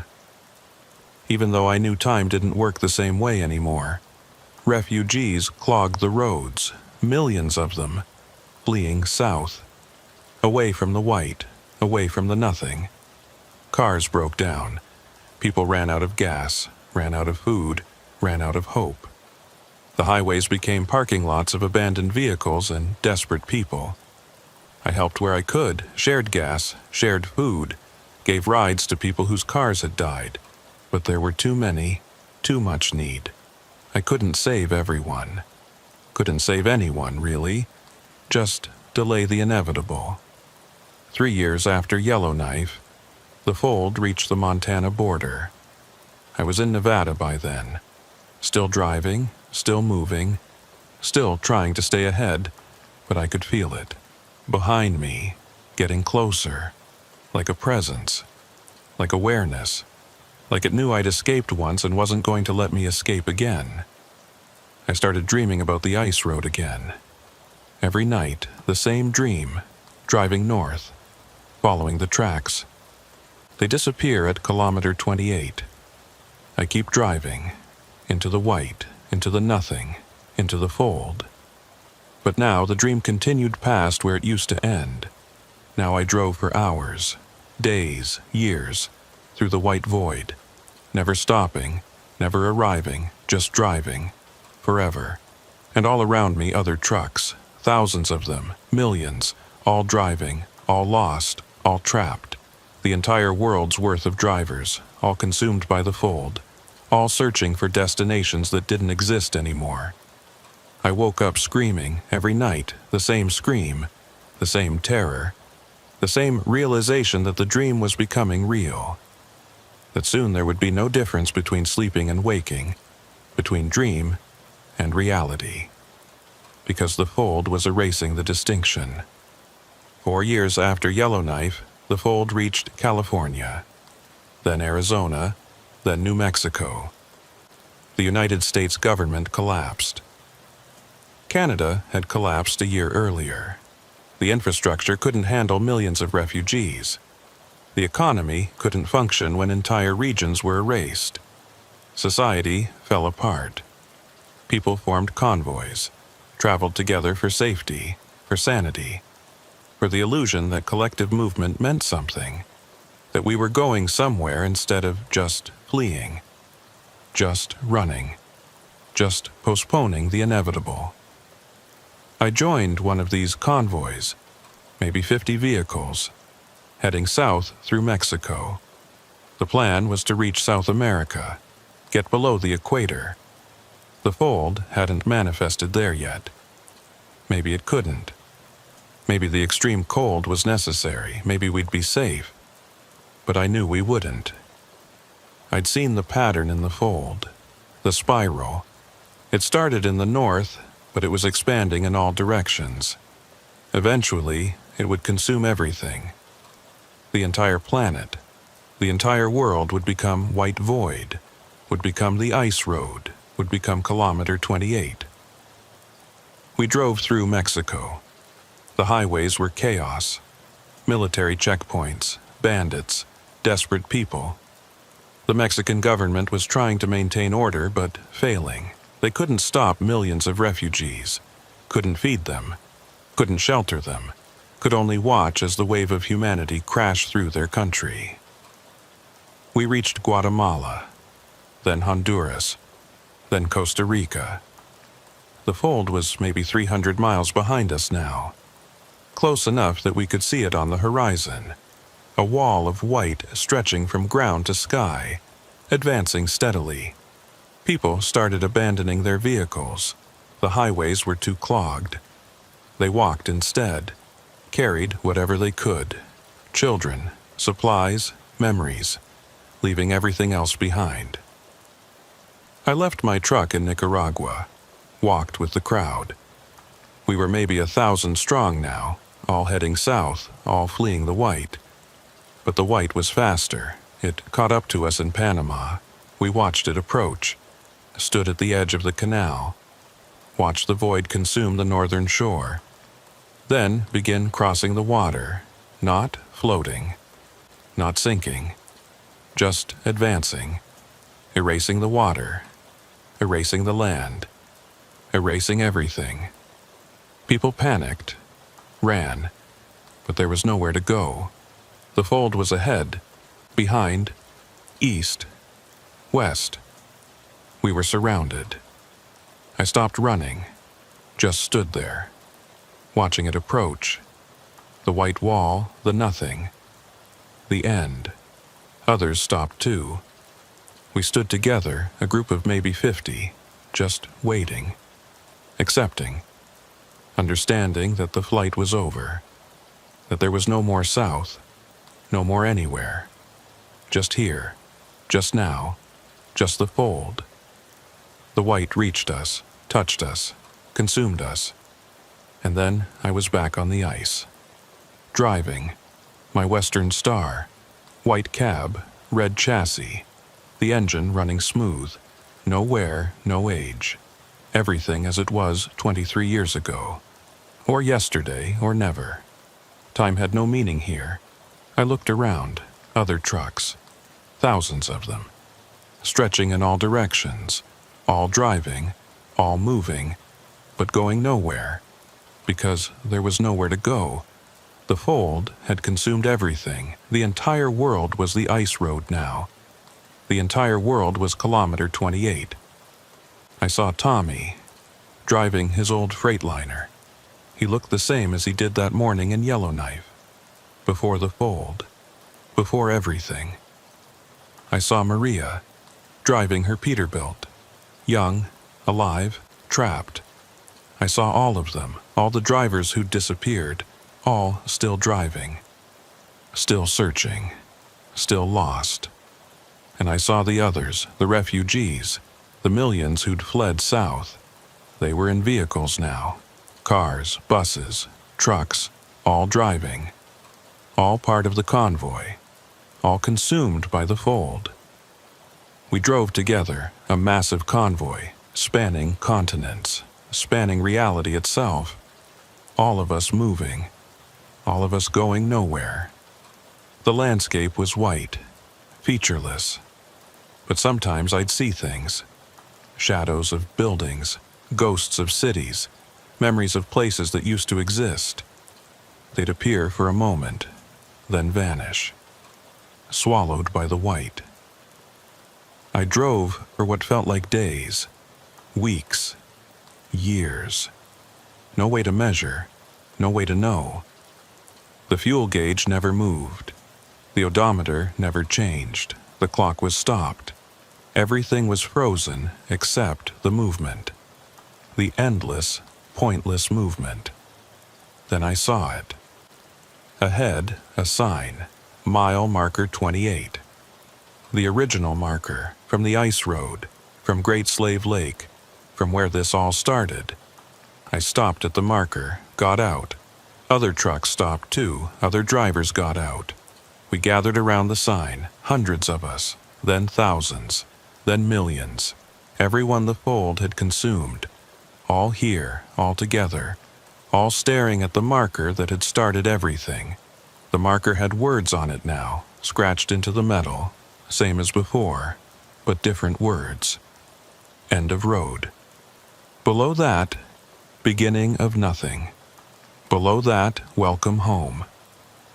I touched the marker. The metal was cold. So cold it burned. But I kept my hand there because it was real, or as real as anything could be in this place. Tommy spoke. First words I'd heard in however long. What do we do now? No one answered, because there was no answer. There was nothing to do, nowhere to go. The fold was everything now. We were part of it, permanently, eternally. We drive, I said, finally. That's what we do. We drive. To where? Doesn't matter. We just drive. And so we did. Climbed back into our trucks, started the engines, pulled back onto the non-road and drove into the white, into the nothing, into forever. Because that's what drivers do. We drive. Even when there's no destination. Even when the road has ended. Even when reality itself has ceased to exist. We just drive. And as I drove, I realized something. The fold hadn't ended the world. It had transformed it. Made it into what it always was underneath. What the ice roads had revealed. What kilometer 28 had tried to warn us about. The world was always the fold. Reality was always the white void. Direction never had meaning. Destinations never existed. We just didn't see it. Didn't understand. The ice roads made it visible, made it obvious, made it impossible to ignore. We were always driving toward nothing. Always had been. Always would be. The fold just made it honest. I looked in my rearview mirror, saw the convoy behind me. Millions of trucks, millions of drivers, all following, all driving, all lost, all found. And I realized I wasn't alone anymore. None of us were. The fold had taken everything, but it had given us this, each other, the eternal convoy, the endless drive, the truth of movement without destination. Maybe that was enough. Maybe that was all there ever was. I drove on, into the white, into the forever, into the fold that was now everything. And somewhere ahead, or behind, or nowhere, or everywhere, kilometer 28 waited. The marker that shouldn't exist. The warning that went unheeded. The beginning of the end. The end of the beginning. I would reach it eventually. We all would. We'd drive past it, over and over, forever, because in the fold, all points were the same point. All times were the same time. All drives were the same drive. The ice road that ended under the snow had become the only road, the last road, the eternal road, and we would drive it, forever. Because that's what we were now. Not people, not drivers, just movement, just the act of driving itself, stripped of context, stripped of meaning, stripped of everything except the pure, simple, honest act of moving forward into nothing. The truck groaned under me. The ice groaned under the truck. The fold groaned under the ice. Everything groaning, everything straining, everything holding together just barely. Just enough. I pressed the accelerator, picked up speed, not to reach anything, not to escape anything, just to move, just to drive, just to be what I'd always been. A driver, on a road that ended under the snow, now driving forever in the white void where the road used to be. My hands on the wheel, my eyes on the nothing ahead, my foot on the pedal. Driving. Always driving, until there was nothing left but the drive itself. And even then, especially then, still driving, because the ice road never really ended. It just transformed, became what it always was, what it always would be. The white void, the nothing, the fold, the place where all roads lead, where all drivers end up, where all destinations converge into a single, endless, meaningless point. Kilometer 28, where the tracks disappear, where reality ends, where we begin. I saw the marker ahead again, approached it, passed it, left it behind, then saw it ahead again. The loop was complete. The spiral was eternal. The fold was infinite, and I was part of it now, forever, as were we all. Every driver who'd ever driven, every person who'd ever moved, all of us in the convoy, all of us in the white, all of us in the fold. Sometimes I wondered if we were actually moving at all, if the trucks were really running, or if we were frozen in place and the white was moving around us, creating the illusion of progress, the illusion of journey, the illusion of anything happening at all. I looked at the speedometer. It showed 70 kilometers per hour. But the white outside never changed, never varied, no landmarks to measure against. No reference points to confirm movement. Just the sensation of the engine running, the vibration of the truck, the sound of tires on ice that might not exist. Tommy's truck appeared beside me, driving parallel. He looked over, made eye contact. His expression was blank, empty, like he'd forgotten who he was, what he was doing here, why he was driving. I understood. I could feel it happening to me too, the slow erosion of identity, of purpose, of selfhood. The white was stripping it away, layer by layer, until there would be nothing left but the act of driving. No driver, just driving. Maria's truck appeared on my other side. She didn't look at me, just stared straight ahead, into the white, her hands on the wheel, her foot on the pedal. Mechanical, automatic, already gone in all the ways that mattered. The convoy had formed a pattern now. We drove in formation, rows and columns, perfectly spaced, like we were following some invisible grid, some structure that existed in the fold, even though nothing else did. I counted the trucks visible from my position. 50, 100. More appearing constantly, fading into the white behind, emerging from the white ahead. The same trucks cycling through, or different trucks. No way to tell. No way to know. I tried the radio again. Had tried it 1,000 times, 1,000,000. It had never worked. But I tried anyway. Because what else was there? This time, it crackled. I grabbed the mic, keyed it. "This is Carl Dietrich. Anyone on this frequency, respond." Static, then a voice, my voice, but not mine. Coming from outside the truck, from everywhere, from nowhere.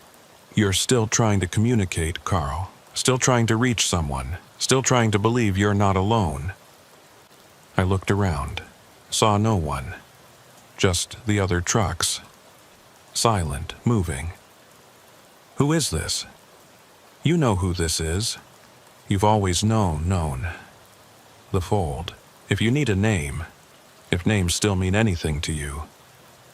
"What do you want?" "Want? I don't want. I don't need. I just am. And now you are too. Part of me. Part of this, part of the everything that became nothing." I set the mic down. Didn't want to hear more, didn't want to engage with it, with the intelligence, if that's what it was, that lived in the white. But the voice continued anyway. Not through the radio now. Just in my head. Or maybe in the air itself. The fold speaking directly to consciousness, bypassing the need for sound. "You think you're trapped. You think this is punishment, prison, hell, but it's not. It's liberation. Freedom from the tyranny of destination, from the lie of progress, from the illusion that movement means anything. This isn't liberation. This is erasure. Same thing. You just haven't accepted it yet. But you will, eventually, when enough time passes, when enough of you dissolves into the white, when you forget what it was like to be Carl Dietrich and become just another part of the fold, just another driver on the endless road." The voice faded, left me alone with my thoughts, with the sound of the engine, with the endless white. I tried to remember things, specific things. My wife's name. I'd been married once, long time ago, before the ice roads, before everything. What was her name? I couldn't remember. The knowledge was gone, erased, consumed by the fold. I tried to remember my childhood, growing up somewhere warm, somewhere with trees, with grass, with color. What was it called? Where was it? Gone. All gone, just white. Just the truck, just the driving. How long had I been here? 23 years, I thought. But that didn't feel right. Felt like longer. Felt like forever. Felt like I'd always been here. Had never been anywhere else. Would never be anywhere else. The truck in front of me stopped. Suddenly. Without warning. I hit the brakes. My truck slid on the ice. Almost hit the stopped vehicle. Stopped inches from its bumper. I waited, engine idling, expecting the truck to move, to continue, to resume the eternal convoy. It didn't move. I climbed out, walked to the driver's door, looked up at the window. It was frosted over, completely. No visibility into the cab. I climbed up on the step, tried the door, locked. I knocked on the window 3 times. No response. I wiped the frost away with my glove, looked inside. The cab was full of snow, completely full, packed solid, snow filling every space from floor to ceiling, pressed against the windows from inside, like the truck had been buried, consumed, filled with the white, but the engine was still running. I could hear it. Feel the vibration. The truck was alive, but its interior was dead. Frozen. filled. I climbed down, walked back to my truck, got in, pulled around the stopped vehicle, continued forward. Other trucks were stopped now, scattered across the white, some with their doors open, some with snow pouring out, some completely buried, just shapes in the white, becoming part of the landscape, part of the fold itself. The convoy was collapsing, dissolving, truck by truck, driver by driver. We were being absorbed, integrated, made one with the white. I drove faster, trying to outrun it, trying to stay ahead of whatever was happening. But I knew it was futile, knew that stopping was just the final stage, that eventually my truck would stop too, would fill with snow, would become another frozen monument to movement that had ceased to mean anything. Tommy's truck was stopped ahead. I pulled up beside it, looked over. The cab was empty, door open, snow drifting in. No sign of Tommy. He was gone, dissolved, returned to the white. Maria's truck was still moving. I fell in beside her. We drove parallel for a while. Then her truck began to slow, to drift. The tires leaving the invisible road, moving off into open white. I watched as her truck turned, began driving perpendicular to the convoy, away from everyone, into isolation, into the deepest part of the fold. Her brake lights never came on. She just drove off, disappeared, became a faint shadow in the white. Then nothing. I was alone now, the only truck still moving, the only driver still conscious, still aware, still fighting the dissolution. But I was tired, so tired. The exhaustion was absolute, bone deep, soul deep. The kind of tired that sleep couldn't fix, because it wasn't physical, it was existential, the tiredness of being, of continuing, of refusing to stop when stopping was the only logical choice. My hands felt numb on the wheel, not from cold, from something else. From detachment, like they weren't my hands anymore, like they belonged to someone else, something else. The truck, the fold, the act of driving itself. I looked in the rearview mirror, saw my face. Except it wasn't my face, wasn't anyone's face, just features, arranged into something face-like, but empty, hollow, a mask worn by the white. I looked away, focused on the road ahead, except there was no road, just white, just the tire tracks my own truck was making, following myself, chasing myself, an Ouroboros of movement consuming its own tail. The GPS screen flickered, came on, showed my position. Kilometer 28. Always kilometer 28. Would always be kilometer 28. The marker was everywhere now. Every point in the fold was kilometer 28. Every point was the beginning, the end, the warning, the truth. I passed another stopped truck, then another, then 20, then 100. The entire convoy had stopped now. All the trucks frozen in place, all the drivers gone, all the movement ceased. Except mine, I was still moving, still driving, the last one, the only one, the final driver on the final road at the end of everything. Why was I still going? What was I trying to prove? That I was stronger than the others? That I could resist longer? That I mattered somehow? None of that was true. I wasn't stronger, wasn't special, wasn't anything. I was just stubborn or stupid, or too afraid to stop because stopping meant admitting it was over, that the journey had no purpose, that the driving was meaningless. But it was meaningless, had always been meaningless. The fold had just made it obvious, made it impossible to pretend otherwise.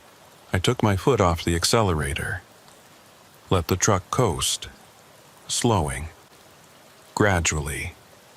The engine still running, but the momentum fading, the movement dying. The truck rolled to a stop. I sat there, engine idling, hands on the wheel, staring into the white. This was it. This was the end. Not dramatic, not violent, just quiet, just stopping, just the cessation of movement in a place where movement had never meant anything. I waited for the snow to start filling the cab, for the white to consume me like it had consumed the others, for the fold to finish what it had started. But nothing happened. The cab stayed clear. The air stayed breathable.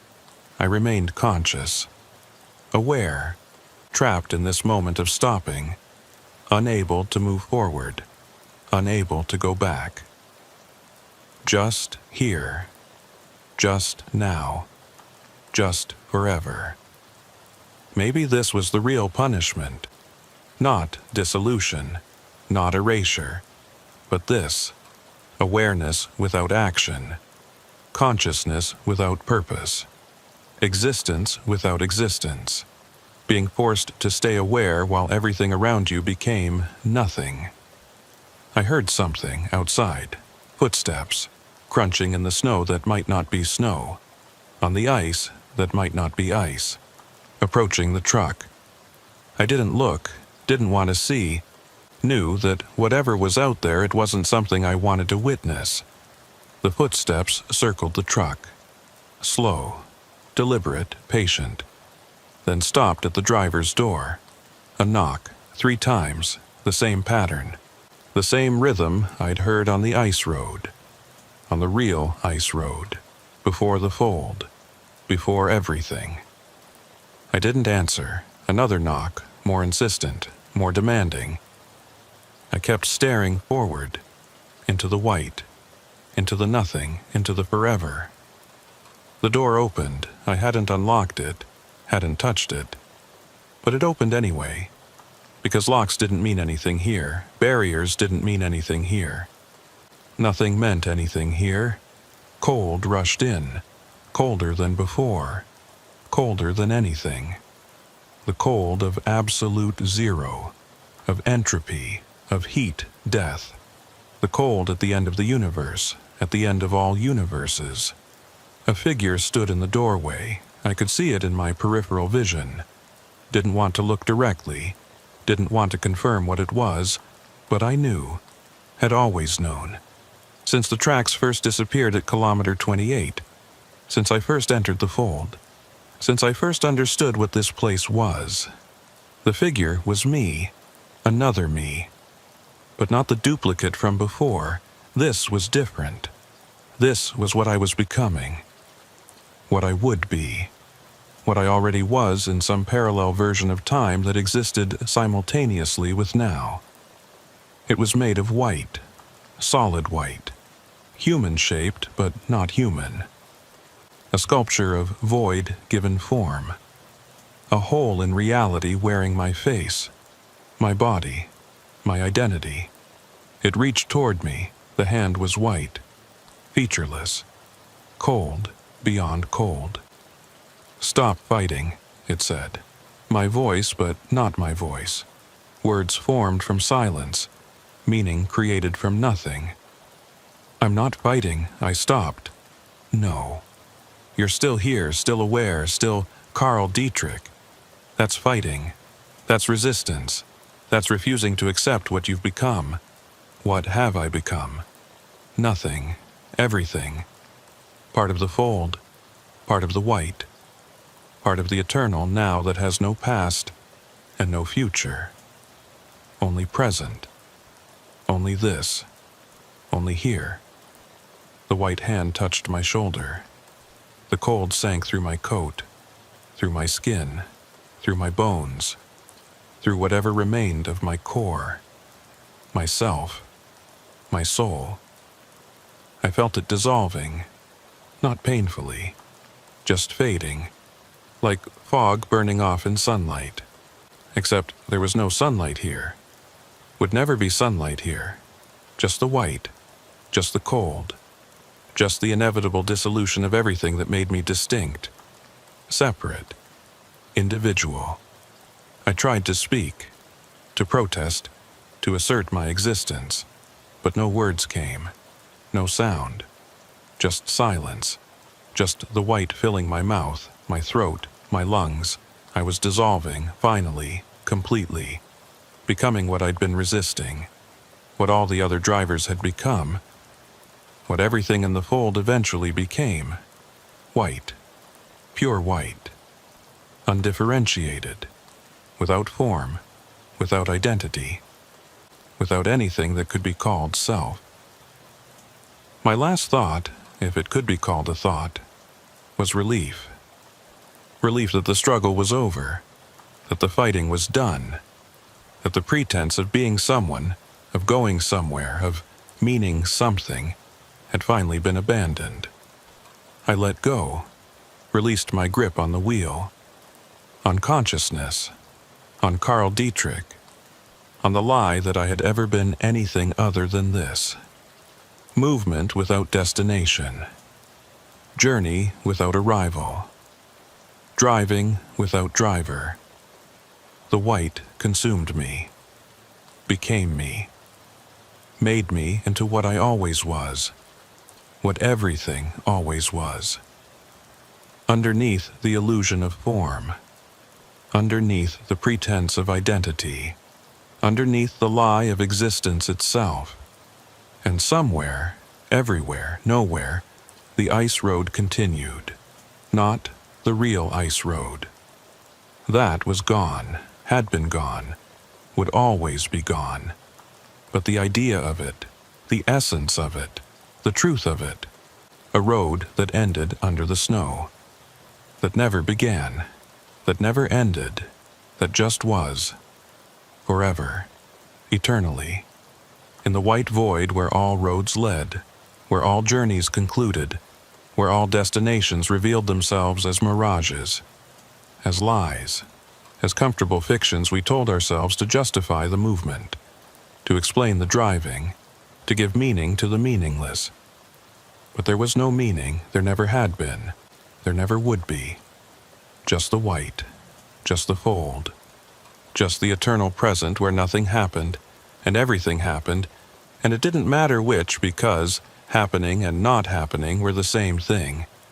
I was the white now, was the fold, was the ice road that ended under the snow, was kilometer 28, was the warning, was the truth, was everything and nothing simultaneously.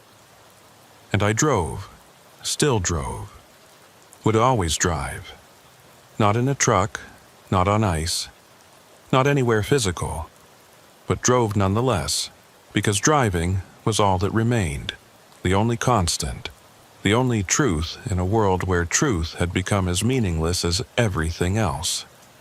And other drivers would come, were coming, had always been coming, would always come, following the tracks that disappeared, ignoring the warnings, pushing past kilometer 28, entering the fold, becoming white, becoming nothing, becoming everything, becoming me, becoming us, becoming the collective dissolution of all movement into the eternal stillness that only looked like movement because we couldn't accept stillness, couldn't accept ending, couldn't accept that the road had always ended, that the destination had never existed, that the journey itself was the joke and we were the punchline. But jokes need audiences, and there were no audiences here. No one to laugh, no one to understand, no one to witness the cosmic humor of it all.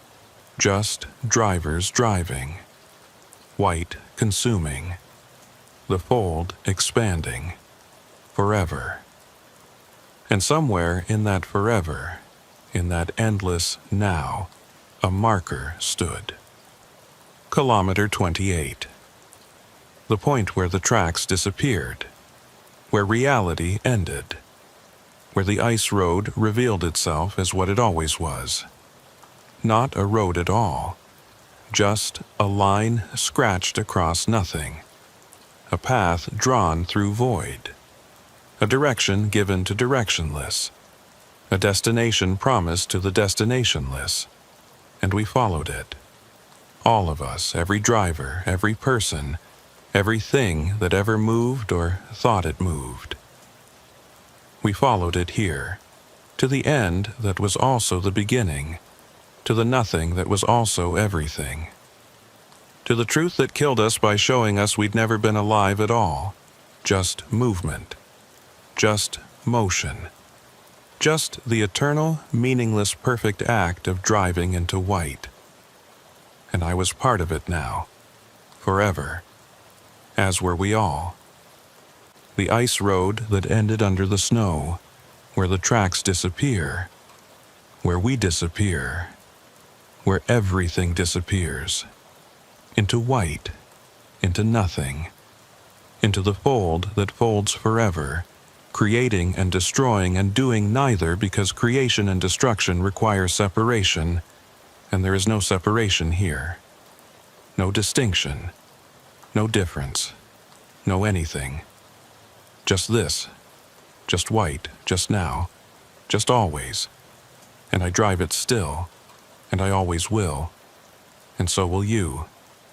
When your tracks disappear, when your road ends, when you reach your kilometer 28, we'll all be here, waiting, driving, being nothing together in the white void, where nothing means everything, and everything means nothing, and meaning itself is just another comfortable lie we told ourselves when we still remembered what lies were.